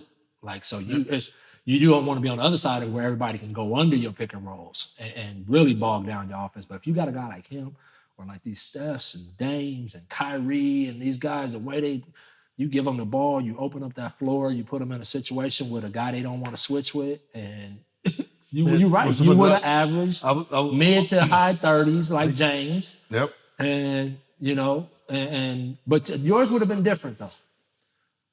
I feel like James's all came in a very similar way out of the high pick and roll for the most part that led to an ISO. Yours would have been coming off of stuff. Yours would have been posting. You know what I'm saying? Like you had so much, you had a menu. Yeah. You had a menu in your deal. And I'm not saying James can't post, but he just didn't in that system. He wasn't it wasn't part of that deal. Part of that, yeah. Like even Joe Johnson. I'm like, man, if Joe Johnson was in his there, he had such a complex that offense he had in Atlanta. I'm like, man, he has the best. We ran everything for him. I said he has the best fucking options. We was putting him on the elbow in the post. We had him back street, up street. Yeah, we was giving him. We was just putting him in every possible dynamic situation. But you think about now, what if we would have just said, here, Joe, and here's a pick and roll. Shit, Joe might have scored 30 plus a game because he's so efficient. He don't miss, and from all, like you said, all ranges. All ranges. 15 feet, floaters, finishes at the rim, regular 3, the 4.3. That's how y'all all had all of that. I remember when we was getting drafted, 2001 draft, and all I kept hearing is, Joe Johnson, this is a special type of talent, right? So we go to Boston, right? We go to Washington. Me and him match up together. Oh, in the workout. Yeah, 1-4 flat. Oh, easy. 7-0, 7-0, 7-0, 7-0, 7-0. You balling. Yeah, I'm like, ain't nothing special about that right there. Play him again. Nothing. So I'm like, they don't, what are they talking about? Right? He playing Boston, nothing. I see him in Phoenix. I'm like, okay. When he got to Atlanta, I'm like, you're like, there he is. There it is. That's what they saw. I see it. That is. I'll tell you one thing. Like, I seen you see the glimpses in Phoenix. You saw it coming in Phoenix. But when he became, you're the guy. He became a whole nother guy. I'm like, man, this man is And we nice. And as soon as he got there, we was like, all right. It was pretty good in the post, but we really went to work. Mm-hmm. And I thought D Wade picked up post game pretty fast. For whatever reason, I think because of the pace that Joe played at, the post was made for him. So it was that he knew how to slap you off. He knew how to spin off. He had all of it in his package. And it was just like telling them, this is okay to do. And as soon as that happened, he had this, he taught me, most guys, right-handed guys, when they go first step is touch and go, right? Or boom, boom. And he stepped across, touch and go. Yep. And when I saw that footwork, I was like, "Oh, I'm teaching that." We called it the Joe Johnson. The Joe Johnson. It was a touch. It was like he would say it all the time. I'm just putting my toe in the water. Yep. Boom. As soon as that foot would hit the ground, he'd go. Yep. And you either fouled him or he was at the basket because he wasn't fast. He was just big and strong. But you talking about a guy that really understood how to score buckets, man. I mean, he was, and what people don't realize, the term country strong. Joe from Arkansas. And if Joe grab you or hit you, you felt it. This is a big dude. Like you finally realize, like this dude is big. Like he ain't like no regular two guard. And he played the two for us. So you looking at that, and he was just, he's a special player. I love, and we brought him to Miami. He got bought out somewhere. It might have been Cleveland or somebody. He ended up coming to Miami and almost helping us get to the Eastern Conference Finals. After we played, we lost to Toronto in Game 7 my last year in Miami. And he came. He got bought out and he came here and played for us. He had a great end of the year. And shit, you saw what he did in Utah. He was he was. No one his game winners like him. Because he don't even breathe. The dude is just cold, he cold, man. He a cold player, man. But he's a good dude. He was fun to coach, competitive as hell. He was a pro. You never had to tell him. You never had to tell Joe nothing, really. The only time that me and Joe had a cross word was we was down 2-0 to Boston, and that was my scout. And I just had to, I was a young assistant too, and I was feisty as hell. And I said, man, we got to at least win one game in this series. And that's when Boston won it. The year they won it. It was 1-8 series. And I asked Woody, I said, Woody, let me go off on Joe before the game. He's like, do what you want to do. He was like, ain't nobody expecting us to win anyway, shit. So I get up, I'm about to do my prep and all of that. And I said, none of this shit matter.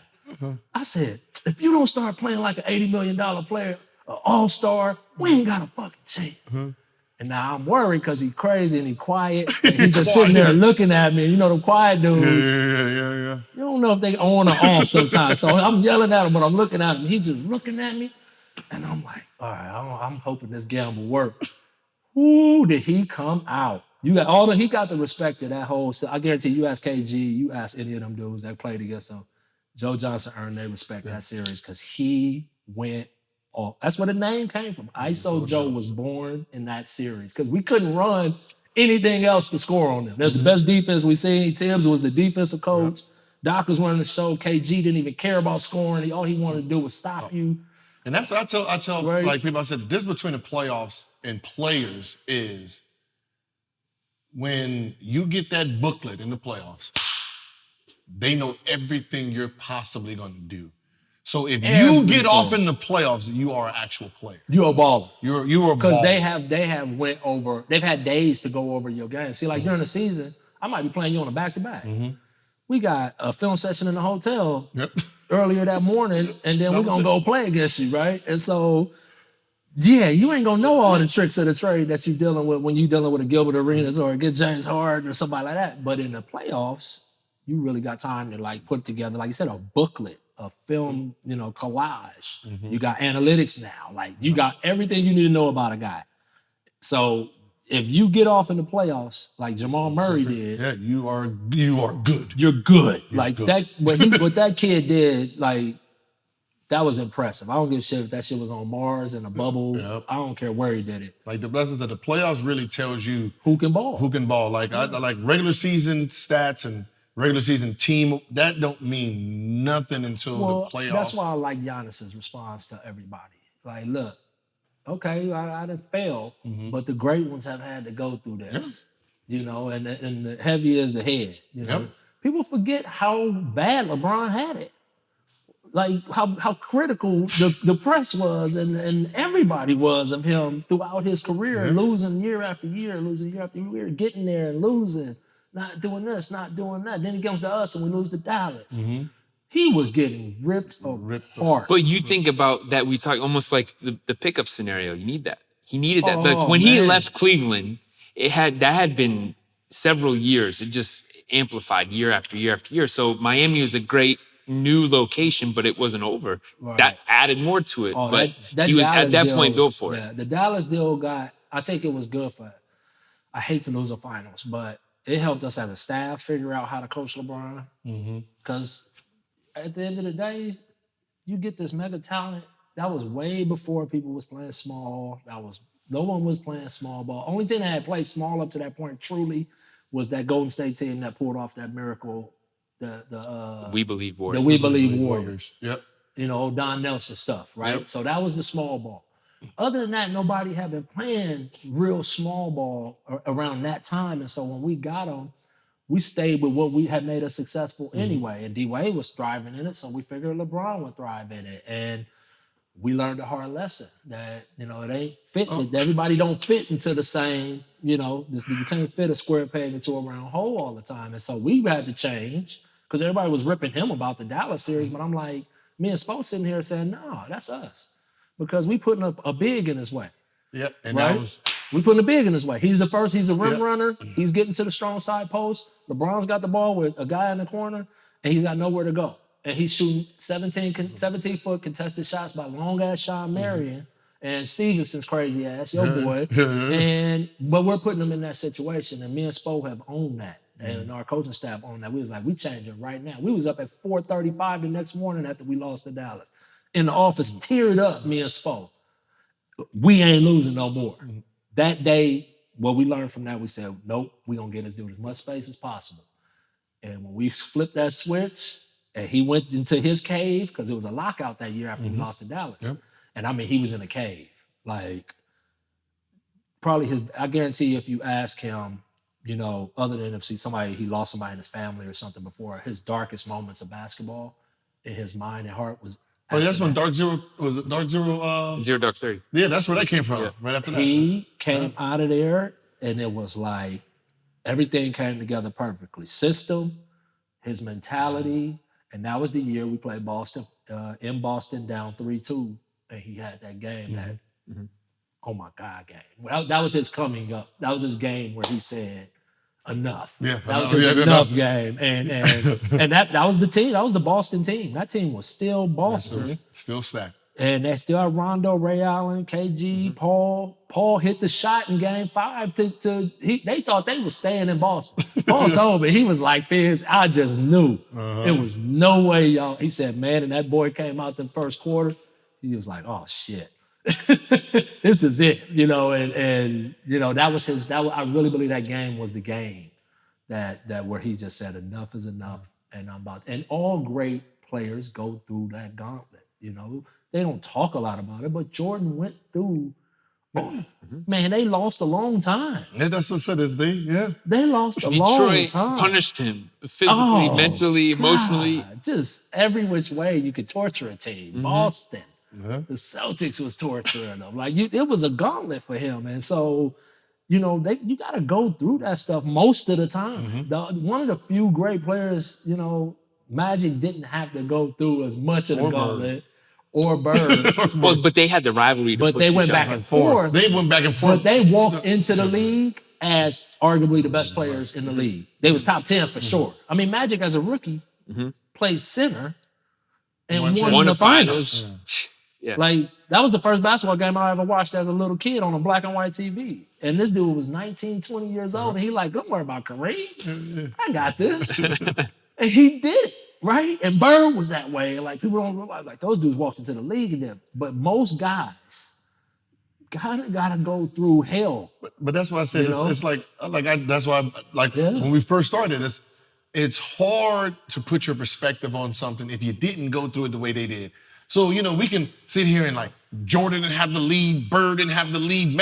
Yeah, they didn't have to because when they walked into it, like when Bird walked into Dynasty. Magic walked into Dynasty. People wanted to be with them. So you can't judge as LeBron's path off of theirs. Look at the Laker roster. If you look at that Laker roster over the course of Magic's time there, and you look at Bron's roster over the course of his time in Cleveland, Hall of Famers. Bob McAdoo was coming off the bench for the Lakers. Yes.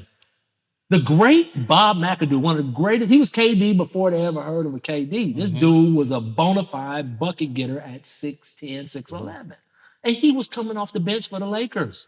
You had Big Game James on that team. You had Byron Scott. You had Cap on that team. I mean, so it was different. Bird, Dennis Johnson, Kevin McHale, Robert Parrish. I said like there was one Boston team. They had 4 players that was Hall of Famers and they were bench players. I'm like, dude, what? They had Bill Walton coming off the bench. They had crazy stuff. LeBron didn't have all of that. He didn't have all of that. So once he got to us, he joined up with a couple of guys that we're gonna see. And that's what I'm saying. And that's that's what people are like, your legacy is tainted. Well, no. What he had before, we should be grateful they even made it to the playoffs, let alone the championship. If you look at it, and those were solid players. I loved all those Hughes and Gauskas who came to Miami with us. Verjao was on all of those dudes. They were good. They were solid. Good basketball team. Mike Brown, my man, was coaching the hell out of them. I mean, they just was in championship. But you gotta have some extra. He didn't have the horsepower. Yeah, but that's what I'm saying. Even Jordan losing, you can't compare that to Jordan. Yeah, that's what I said. It's like sometimes we just need to sit back and just look at the situations and judge them on its own. And once he got his Scottie Pippen, he started winning titles, right? Same with Brown. Once he got his D-Wade, he started, and Chris Bosh, he started winning his titles. You gotta have help. Yeah, you can't this league it's unforgiving. It's really unforgiving. And one of the most unique teams to win it recently was the Toronto team. Because I felt like that was much more of a balanced team. Top to bottom, they were really balanced. They just needed a star to get them over the hump. And that's where Kawhi, I thought, took them over the hump. But they had really good balance. The 2 guards, Lowry and Van Fleet, even Norman Powell coming off the bench for him was just a talented dude that could score. Pascal's coming into his own. Pascal's coming to him. And then that's where you're seeing them really struggle now, is they don't have them 2 stretch bigs. Marc Gasol, stretch big, great passer. Ibaka, stretch big, great defender. They don't have them now, and they look a lot different under the circumstances. A lot different. Right? They do. It's like, but that's a lot to lose, man. You lose those 2, you don't have Kawhi no more on that team. Like, you taking some lumps from a roster standpoint. You know what I mean? And so, but you need a sidekick or 2 now to really get it done. I mean, KD. 2. You need 2. And the other thing too is it's different because back in the day, it was really set up for you to stay with the same team for your whole career, and it was really frowned upon if you left. This generation is not that. They have taken control of their career. They ain't getting caught into that whole loyalty trap of, I got to stay here my whole career just because I started here. They're going to go to the best situation for them and their family, whether it's financial or playing or living, and you know what I mean? And they know that they have that power now. And so having that power as a free agent has changed the game. And to be realistic about this generation, and I think this is one of the knocks on this generation, is I think they the generation of the transfer. We didn't transfer high school. We didn't change AAU teams. We didn't leave our college. We didn't do all that. Was a rare thing. Yeah, it's like you got pushed to the limits if you had to transfer. These dudes is out. AAU team, they leave their AAU team, they leave their high schools, they leave their college, they change midstream on what college they going to. So to see them doing this in free agency now, well, that's like, what do you want? Do you want the loyalty to be there, or do you want them to take? I'm going to put myself in that situation, which is exactly what you saw. LeBron did, KD did. They're all doing that. AD just did. Basically, I want to be successful. You're going to judge me off success. So I'm going to go somewhere. Yeah, you can't have it both ways, right? Yeah, you can't say you judging me on success, but I gotta stay in this one spot. Because I think you get to a point where I gave you so much. I gave you everything I got, and I hit this window where Bron was in his he was in his prime. He's like, I'm in my prime window. Players are understanding now is I don't want to, no offense to Charles Barkley. No. I don't want to wait till I can't really do it anymore to chase this championship. Right. When because by the time he really got after it, it was too late. I'm a little overweight. He moved. He went from Philly to Phoenix and was in the finals that next season. Yeah, but that's what I'm saying. But then he went to Houston. Then when to Houston, it was like I don't have it. I can't really help like I supposed to. He wasn't a big three like he used to be. Now, now these kids, I'm 28, 27. Right. No, I'm out. Look at Kyrie and KD. We want to play together. Yeah, we want to play together. We're going to determine where we go together. And I would rather it be that way because this is a business. And these are businessmen. And that's why I don't even like the rule that they can't come out of high school. So you telling me if I was 17, 18 years old and I came up with an app, I can't make money off of it? That's bullshit. If my body can perform the task at hand, I should be able to do it. And now the fact that we got our G League is awesome. The way that we run it and how organized it is and the way we use it to bring guys along. So we have something to catch the guys that fall through the cracks if it doesn't work out because they're too young or something like that. But I don't feel like it's right because I just feel like this is professional basketball. You don't get to tell anybody else when they can do it, when they can't do it, or where they're going to work, where they're not going to work. If I'm the chief creative officer at this marketing firm and I want to go work at this one because they're giving me a better deal, I'm out. That's my career. It's better for me. I'm going to do this. So I do think that guys should be able to control it. And we're fighting as coaches right now to try to get that kind of flexibility for assistants. Right now the team has the right to tell an assistant, because he's under contract, that if another team wants to talk to him and offer him a better, higher position on the bench, that team can refuse his right to talk to that team. That's not right, right? Like if you got a guy, a 28-year-old young assistant making $120,000 sitting behind your bench, and he's got a chance to go sit on somebody's bench making $300,000, $400,000, and it's an advancement.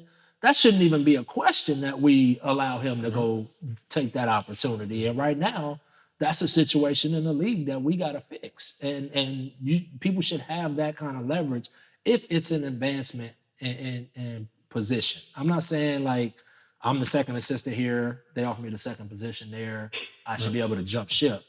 But if I'm a guy that's a second assistant and I got a chance to be the associate head coach or something like that, that should just be a wash. That you go get another second, third assistant, let this guy take care of his family and grow and give himself a chance to possibly be a head coach next.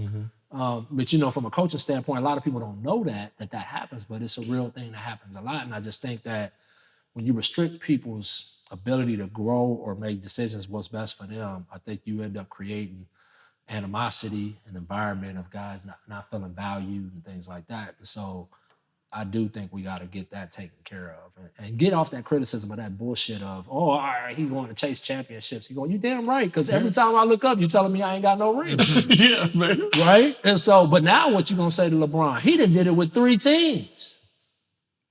Forget chasing rings. This dude has taken 3 different rosters in 3 different cities and won titles with them.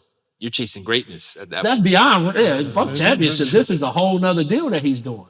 Because Jordan didn't even do that. Jordan did it with the Bulls, and that was amazing what Jordan did. And we all love Jordan, but you gotta respect what this guy does. That's why I don't get into that who's greater bullshit. I get pissed at it because it's like we don't even have a right to talk about it. He got a better right to talk about it than I do. But none of us do, though. But if you ain't being mentioned in the conversation, I don't think you should even be talking about the shit. Like when people say, who's the greatest? Ask them. I'm not qualified. It was a whole thing. I'm a player, but I'm not qualified. I remember when I was a kid, it was this old story that Magic and them used to tell. And I could tell it because Patrick Ewing is a really close friend of mine. But you guys probably remember this from the Olympics back in the day. Magic and Bird and Jordan, I think it was Bird, but they all was champions at the time, and they all had rings, and they playing cards and stuff in the hotel. And Pat come in and want to go play. He want to get in the card game, but they wouldn't let him in the room. He had no rings. You don't have no rings, you can't come in. And that was how it was back in the day. And that's where that judgment came from. You gotta, if you want the respect of greatness, if you want to be in the conversation in the room, you gotta have the stuff to go to be able to. So I don't feel like I have the credentials to judge who is the greatest and when. And I love what Michael Jordan said. He said, you can't compare the generations. They were great in that moment for what they knew and what they understood and what they were going through, right? How can you compare Michael Jordan and Kareem Abdul-Jabbar? Kareem Abdul-Jabbar, they stopped letting him dunk. What if they would have let him keep dunking? Yeah. What would we you know what I'm saying? Like, think about that. Like, that's how great he was. Well, he got 5 championships. Jordan got 6. So one is greater than the other. Jordan shot a fadeaway. Kareem shot a skyhook from 20 feet. Didn't shoot a 3. It could have. All-time leading scorer. It could have with a skyhook. That's how much range he had on that thing. So my point is, I agree with Jordan. Is one, I don't have a say in that conversation. But 2, you just can't compare. The rules was different. Like, they hand checked when Jordan was in the league. You could hit, you could hand check, you could do all of that. But the big had to stay across the lane. Yeah, with the big. With the big. He could step in for a count, but he had to get right back to the same side. He couldn't go across the lane. He couldn't. That's why dudes always got caught. You go baseline, you can and catch you it. late, you can get caught. That's why you saw that a lot, because the rules. But on the ball and in the post, it was a bloodbath. The reason they changed it was because the scoring was too low. So could Steph Curry play then? I think he could, just because he has so much, but it would have been range. Yeah. I look at it. If you're skilled, skill wins. Skill wins. Skill wins. It beats brute. Skill wins. It beats brute. You adapt to Right. it. You adapt and figure out ways. That's why, like, I think people hate this. The older generation hates the younger generation because we figured out the cheat code. Yeah. You put a rule in, I studied the rule. Now, when you old guys said, I'm gonna put you in your ass, cool, you'll be fouled out in the first quarter. I'm gonna foul you out in the first quarter. I don't care. I don't have to see you in the fourth. No such thing as a flagrant foul. No such thing as a flagrant foul. Think about that. They handled their flagrant fouls physically. Yeah. They took care of the flagrants, right? I remember going to watch old Boston Laker games, and Kurt Rambis getting clotheslined at the rim. They started scrapping. Yep. That was the end. That was the flagrant foul, but everybody got to keep playing.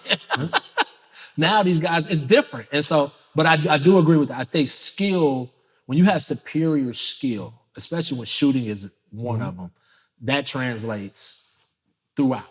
You know what I mean? Like, to be able to play. But there's a lot of guys, I do believe, that in this generation that would not have been able to play in that generation, just because of the physical part of the game. And definitely not as many young guys. See, young guys couldn't walk in the league back then. That's why you didn't see it as much.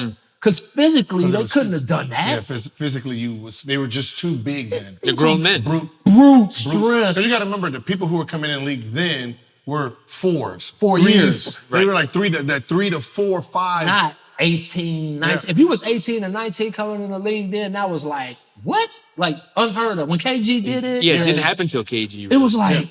But you got to remember, Spencer Hayward. Spencer Hayward and like Sean Kemp even did it. That was but those are the positions. So now you think about the positions that was in. They were big brutes, Anthony Mason, them, and you were skinny 210 power forward. Yeah, you couldn't handle it. Oh my God, they would have killed you. Think how little Kobe looked when he was. But at least he was sitting. It took him a couple years to fill out. He was a 2 guard. He was a 2 guard. But even then, he still had to go into the lab and get swole because he was still part of that generation that they was doing this and they was grabbing and holding. When you got to the rim, they was coming down on you and testing you, right? And so it is some guys in this generation I think would have struggled. But conversely, it's guys in that generation that would have struggled up here.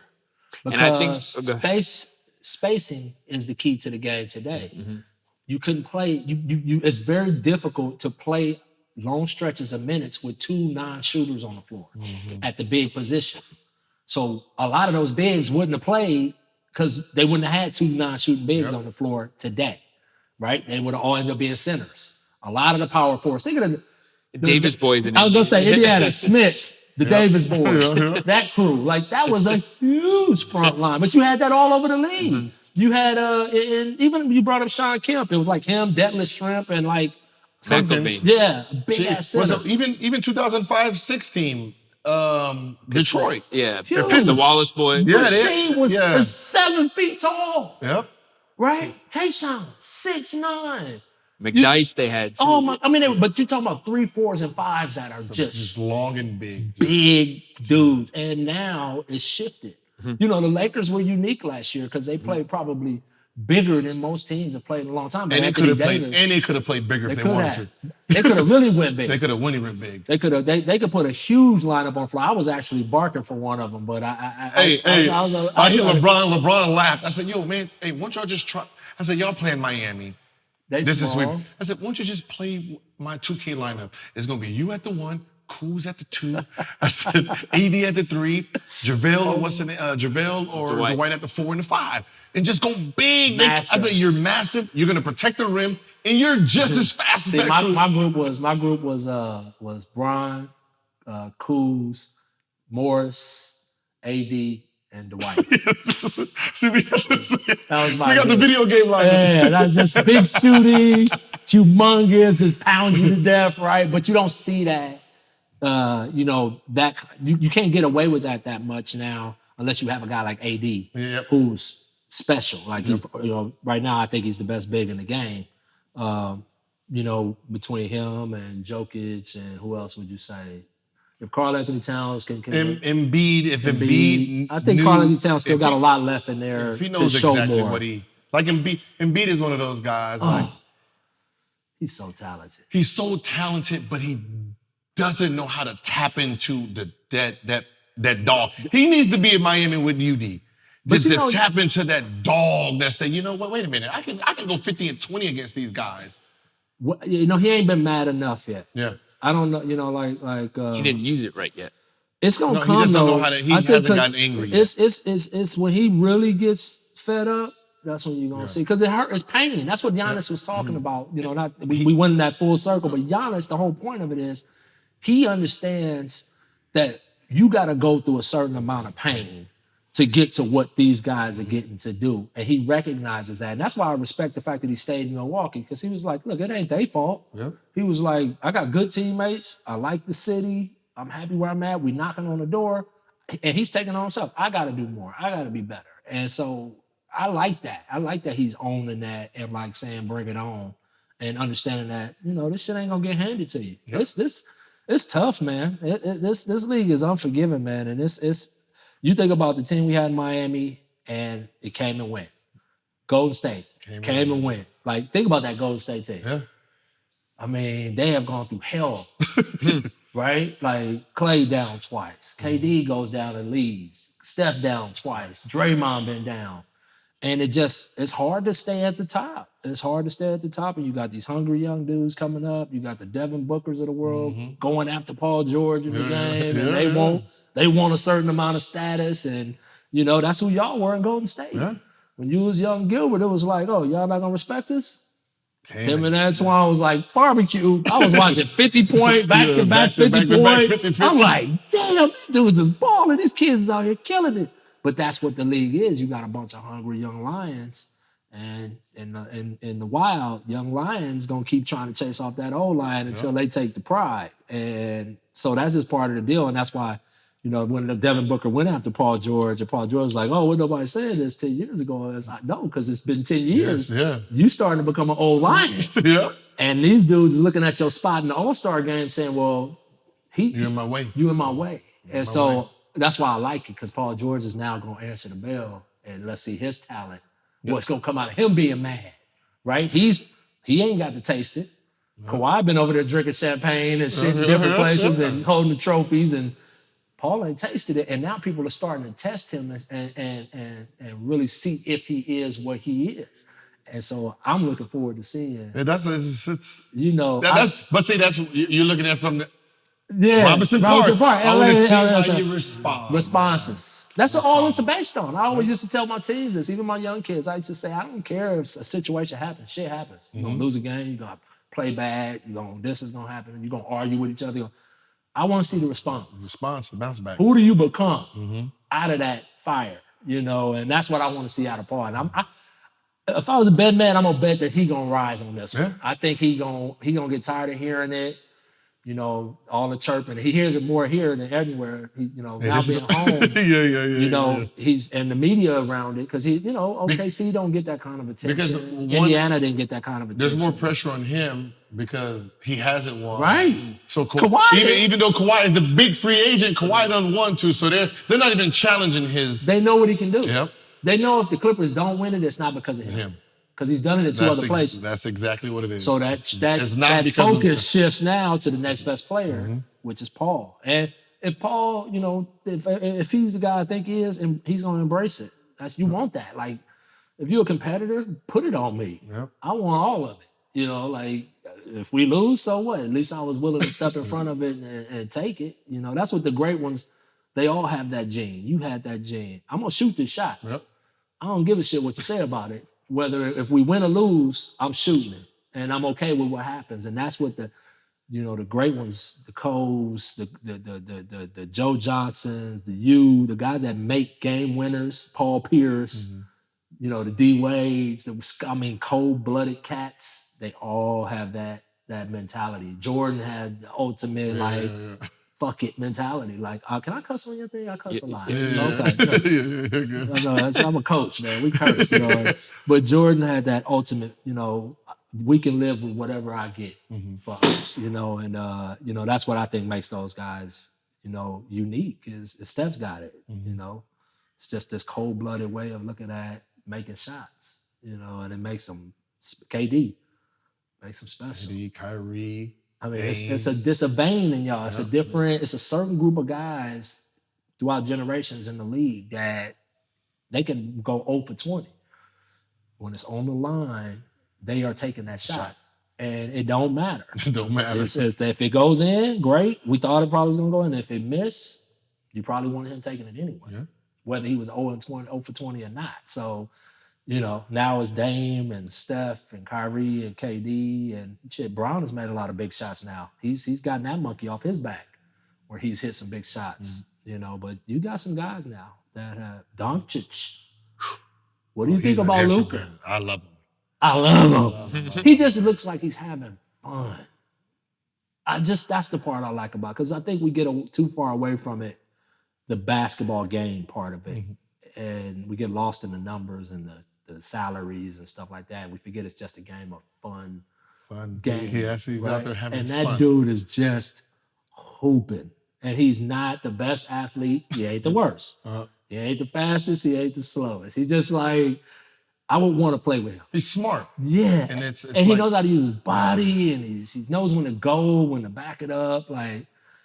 That's the kind of guy I would want to play with. I was saying something about, I think it was my last podcast about fouls, right?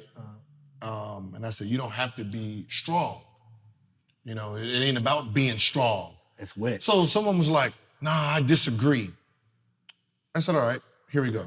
I said, I'm going to tell you this, and then you let me know what you think. I said, Trae Young shoots more free throws per game than Giannis, LeBron, Embiid, and any big man strong that you can think of. Because if you touch his little ass. And that's what I said. And that was my thing. It's like, they got it ain't about being strong, because when you're stronger, you get penalized. Cheat code. Yeah. Didn't you say? It's the cheat code. They got the cheat code. James Harden's got the cheat code. We understand. You put your hand out there, you try to climb up in him, that's a foul. Because he knows exactly how to get all of that. Even when he don't get fouled, it looked like he got fouled. And I said that's the thing, is to score 30 to 40, you have to understand the rules. Absolutely. You got to understand the refs, the element. You have to understand it all to be that successful. Because you got to get some easy stuff. Yep, easy. You have to get easy stuff. You got to get easy ones. The great scorers in this league know how to get the easiest points. Like somebody's like, yeah, you scored 60. Yeah, I had 27. I shot 27 free throws. Uncontested shots. I made them pay. 27 uncontested shots. You're not gonna rough me. You're not gonna rough me up like you think I'm gonna sit there and boop. I'm gonna hit you when you get ready to hit back. Oh, here we go. Thank you, ref. Yep. See that? I'm gonna go right here. Yep. So here you You're go. gonna get out on the break and get your 6 to 8 cheap layups. You're gonna get a back cut. You're gonna get this. You're gonna get that. And that's what great scorers do. That was one thing I thought when Bron came to Miami, I thought D Wade gave him another little element to get cheap buckets. Was one was he already had the gift of getting out and running the court, but cutting. Mm-hmm. D Wade just knew how to knack for when you turned your head, he was gone. He was getting him an easy layup. And I watched LeBron start hunting for more. Instead of resting on possessions, which he probably needed rest because he was just exerting so much energy, he started looking at, okay, I'm going to be on this weak side, and I'm about to, as soon as this dude fall asleep, I'm gone. And he started getting like 4 points, 6 points a game just on off cuts. of that. Yep. And then he started doing it when he'd look up and he'd be like, oh, we in the bonus. Cut. Dude body checks him, he goes to the line. And he just started racking up these numbers on others, on other things. Yep. You know, and that's what people do not pay attention to. And the guys that, you know, and I think that's really important too for guys if they want to play a long time, you know, and you're a great scorer, is if you're a great scorer and you want to play for a long time, you got to lean on those other things as you get older. And that's you just talk to D Wade about it. He'll tell you, he was like, in my later years, those last years, I wasn't doing all the D Wade. Spin, dunking. He was like, I was shot faking and getting in the bodies, and I was cutting, and I was getting cheap stuff where I would contest and leak out. But his average stayed pretty high. Yep. He was always in that 18 to 20 range, even in his last year, because he still understood. I know how to get, and I can still pull out a game or two while I cook you. But for the other 4 games during the week, I'm gonna cut you and get fouls and stuff like that. And I think that's when guys figure that part of the game out, it gives them a chance to play a little bit longer than normal. You know, but you know, again, that also takes some. You gotta check your ego a little too as you age, because you ain't that dude no more. Yes.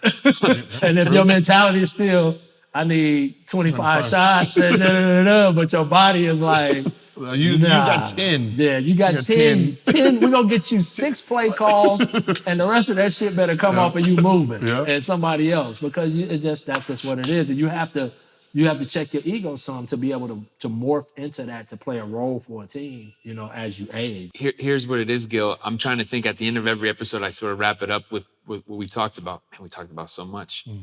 We covered so much ground here. And I think what it boils down to is the spirit of the game. I think that's what you embody, you know, more than anything. And it's I love the game. The era that you came up in, the generations before you, the current generation now, and everything that they are faced with off the court, and who they are as men and men they'll become. And then as players, you know, that understanding, you know, how things work and seeing a bigger picture and seeing where they fit in it. If you're a superstar, if you're a role player, where it can take you. And I think that's the best way to bring all this together. Yeah, and that's the beauty of what's happening now is that whole bullshit, like you said, about shut up and dribble, and you know, trying to pigeonhole these young guys into this label of they are just a basketball player. You guys were so much more. These guys are so much more. These guys are businessmen. These guys are dads. These guys are activists. You know, these guys are they just have so many other talents and contributions. And the cool part is you get to see it more now because of social media, right? And these guys was doing that same stuff. They was involved in the same type of stuff. They was engaged, but you just didn't get to see it as much as you do now. And I think that's the cool part I like about what we're seeing is not only do we still have a super fun, talented league that you're never short on entertainment, but at the same time, we got really aware, conscious citizens that are contributing to our society in the way that, you know, has been frowned upon for a long time. And a lot of people took a lot of hits for these guys to be able to do it. You know, you think about Muhammad Ali, you talked about, you know, Mahmoud Rauf and Colin Kaepernick and guys like that, and Juan Carlos and people like that. And these guys made huge sacrifices and was on an island by themselves doing it. You know, and now it's a little safer and easier to get. A little safer and easier. Right, to put yourself out there. But they're doing it, and they're taking advantage of it. And that's the part that I think is so impressive with this generation. They're doing it during the pandemic, right? It's just they're doing it under the most scrutinizing eye of criticism from the standpoint of social media and people having the voice to talk shit about them. Yeah. Right? It's not just the media or the paper talking shit about you now. It's everyone. It's everyone. Like when Millions. I was get my ass kicked in New York, I stayed off of it because everybody was talking shit about me. And look, that's what it is. And I luckily enough, I got thick skin and I don't engage as much. But these guys are on social media and they read that stuff and they're battling through all of that. Which is some of them really struggle with it, right?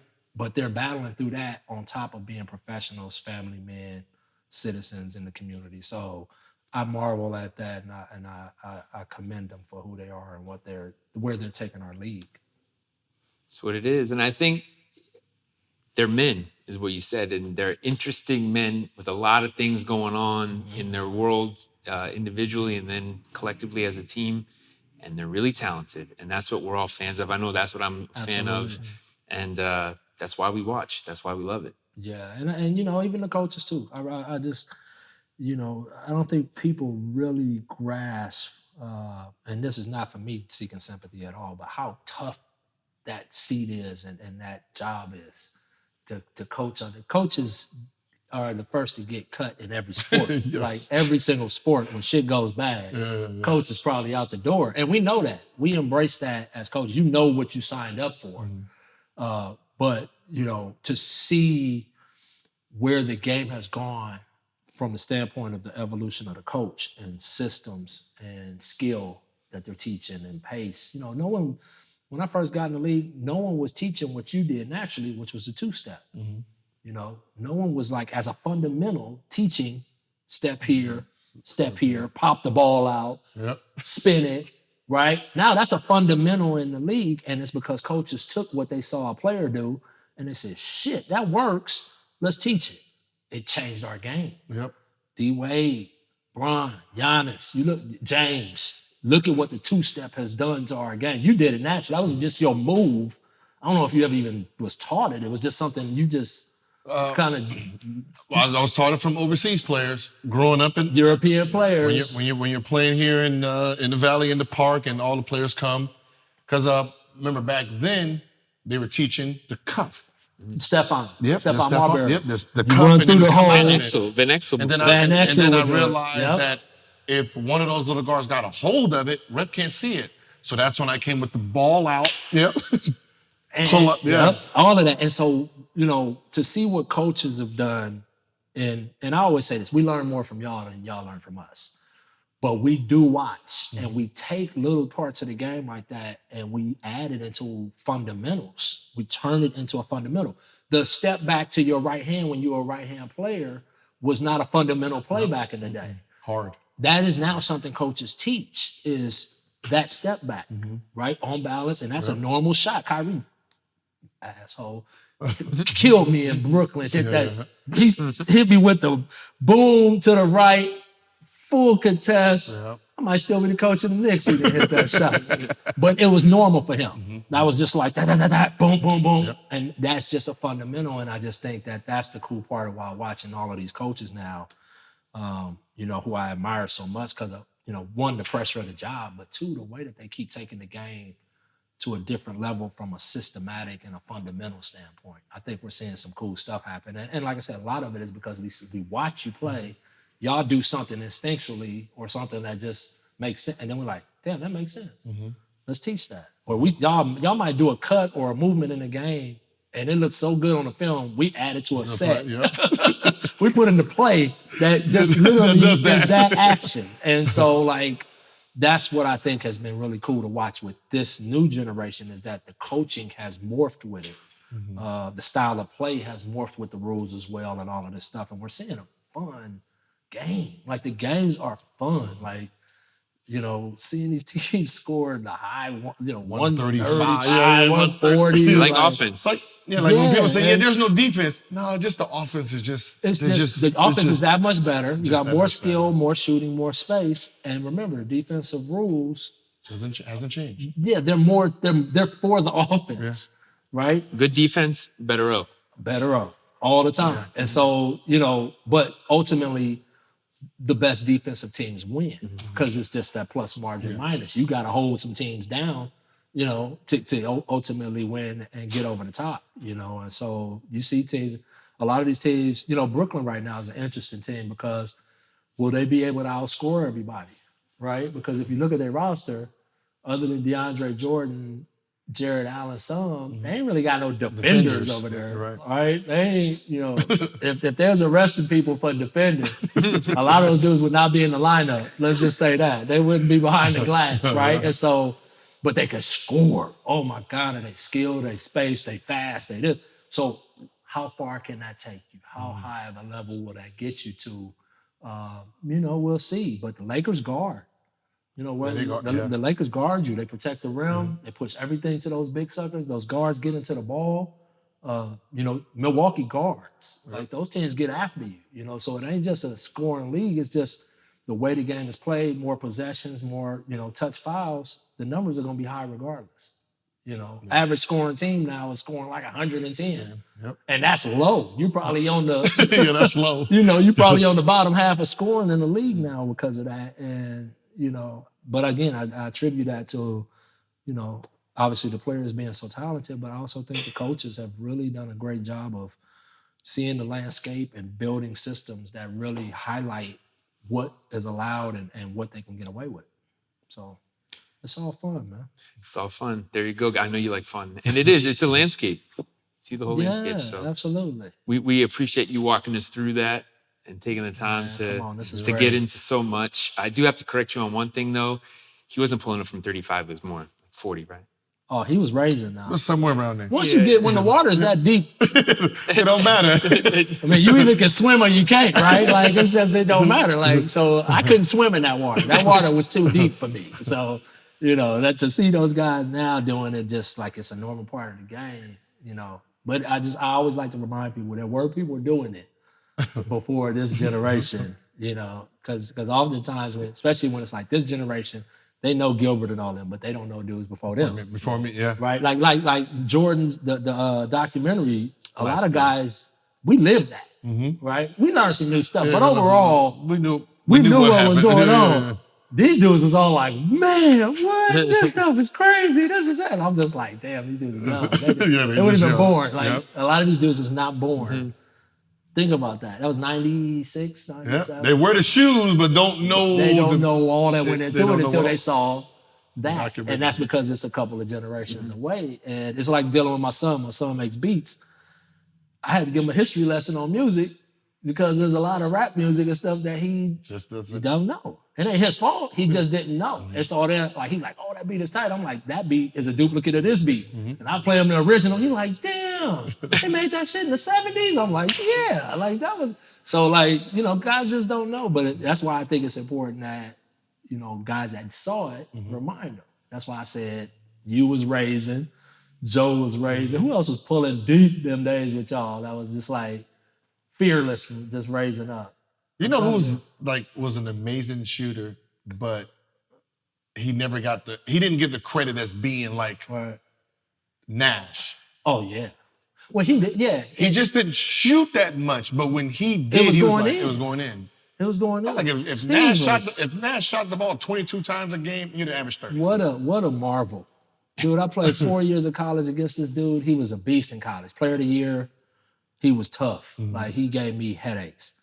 I never thought that he was going to be the 2-time MVP.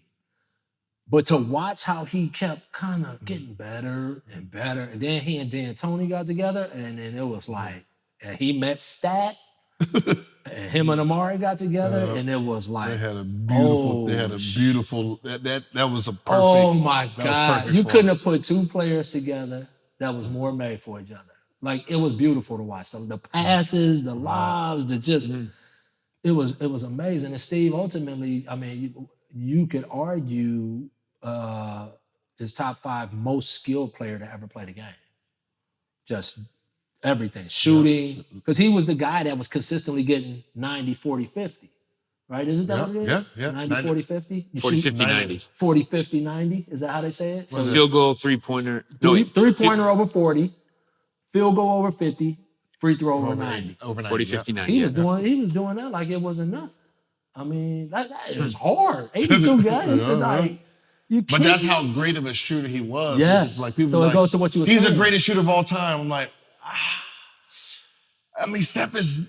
Steph is there. By volume. Steve is there. He just didn't shoot. Take as much. He didn't have that mindset. He didn't. Like, Steve would never pull from 30. Nah. Like, that just wasn't gonna happen. Like, that wasn't how he was made. Like, trust me, I played against him, and every time I tried to mollywop him, he came back. He came back. He was coming back. Like, he just, and the thing I think at least I really learned a lot from him watching him as a coach. When we talk about stealing stuff as a coach, is I really watched the way he emphasized balance in his game from the standpoint of staying balanced. Mm-hmm.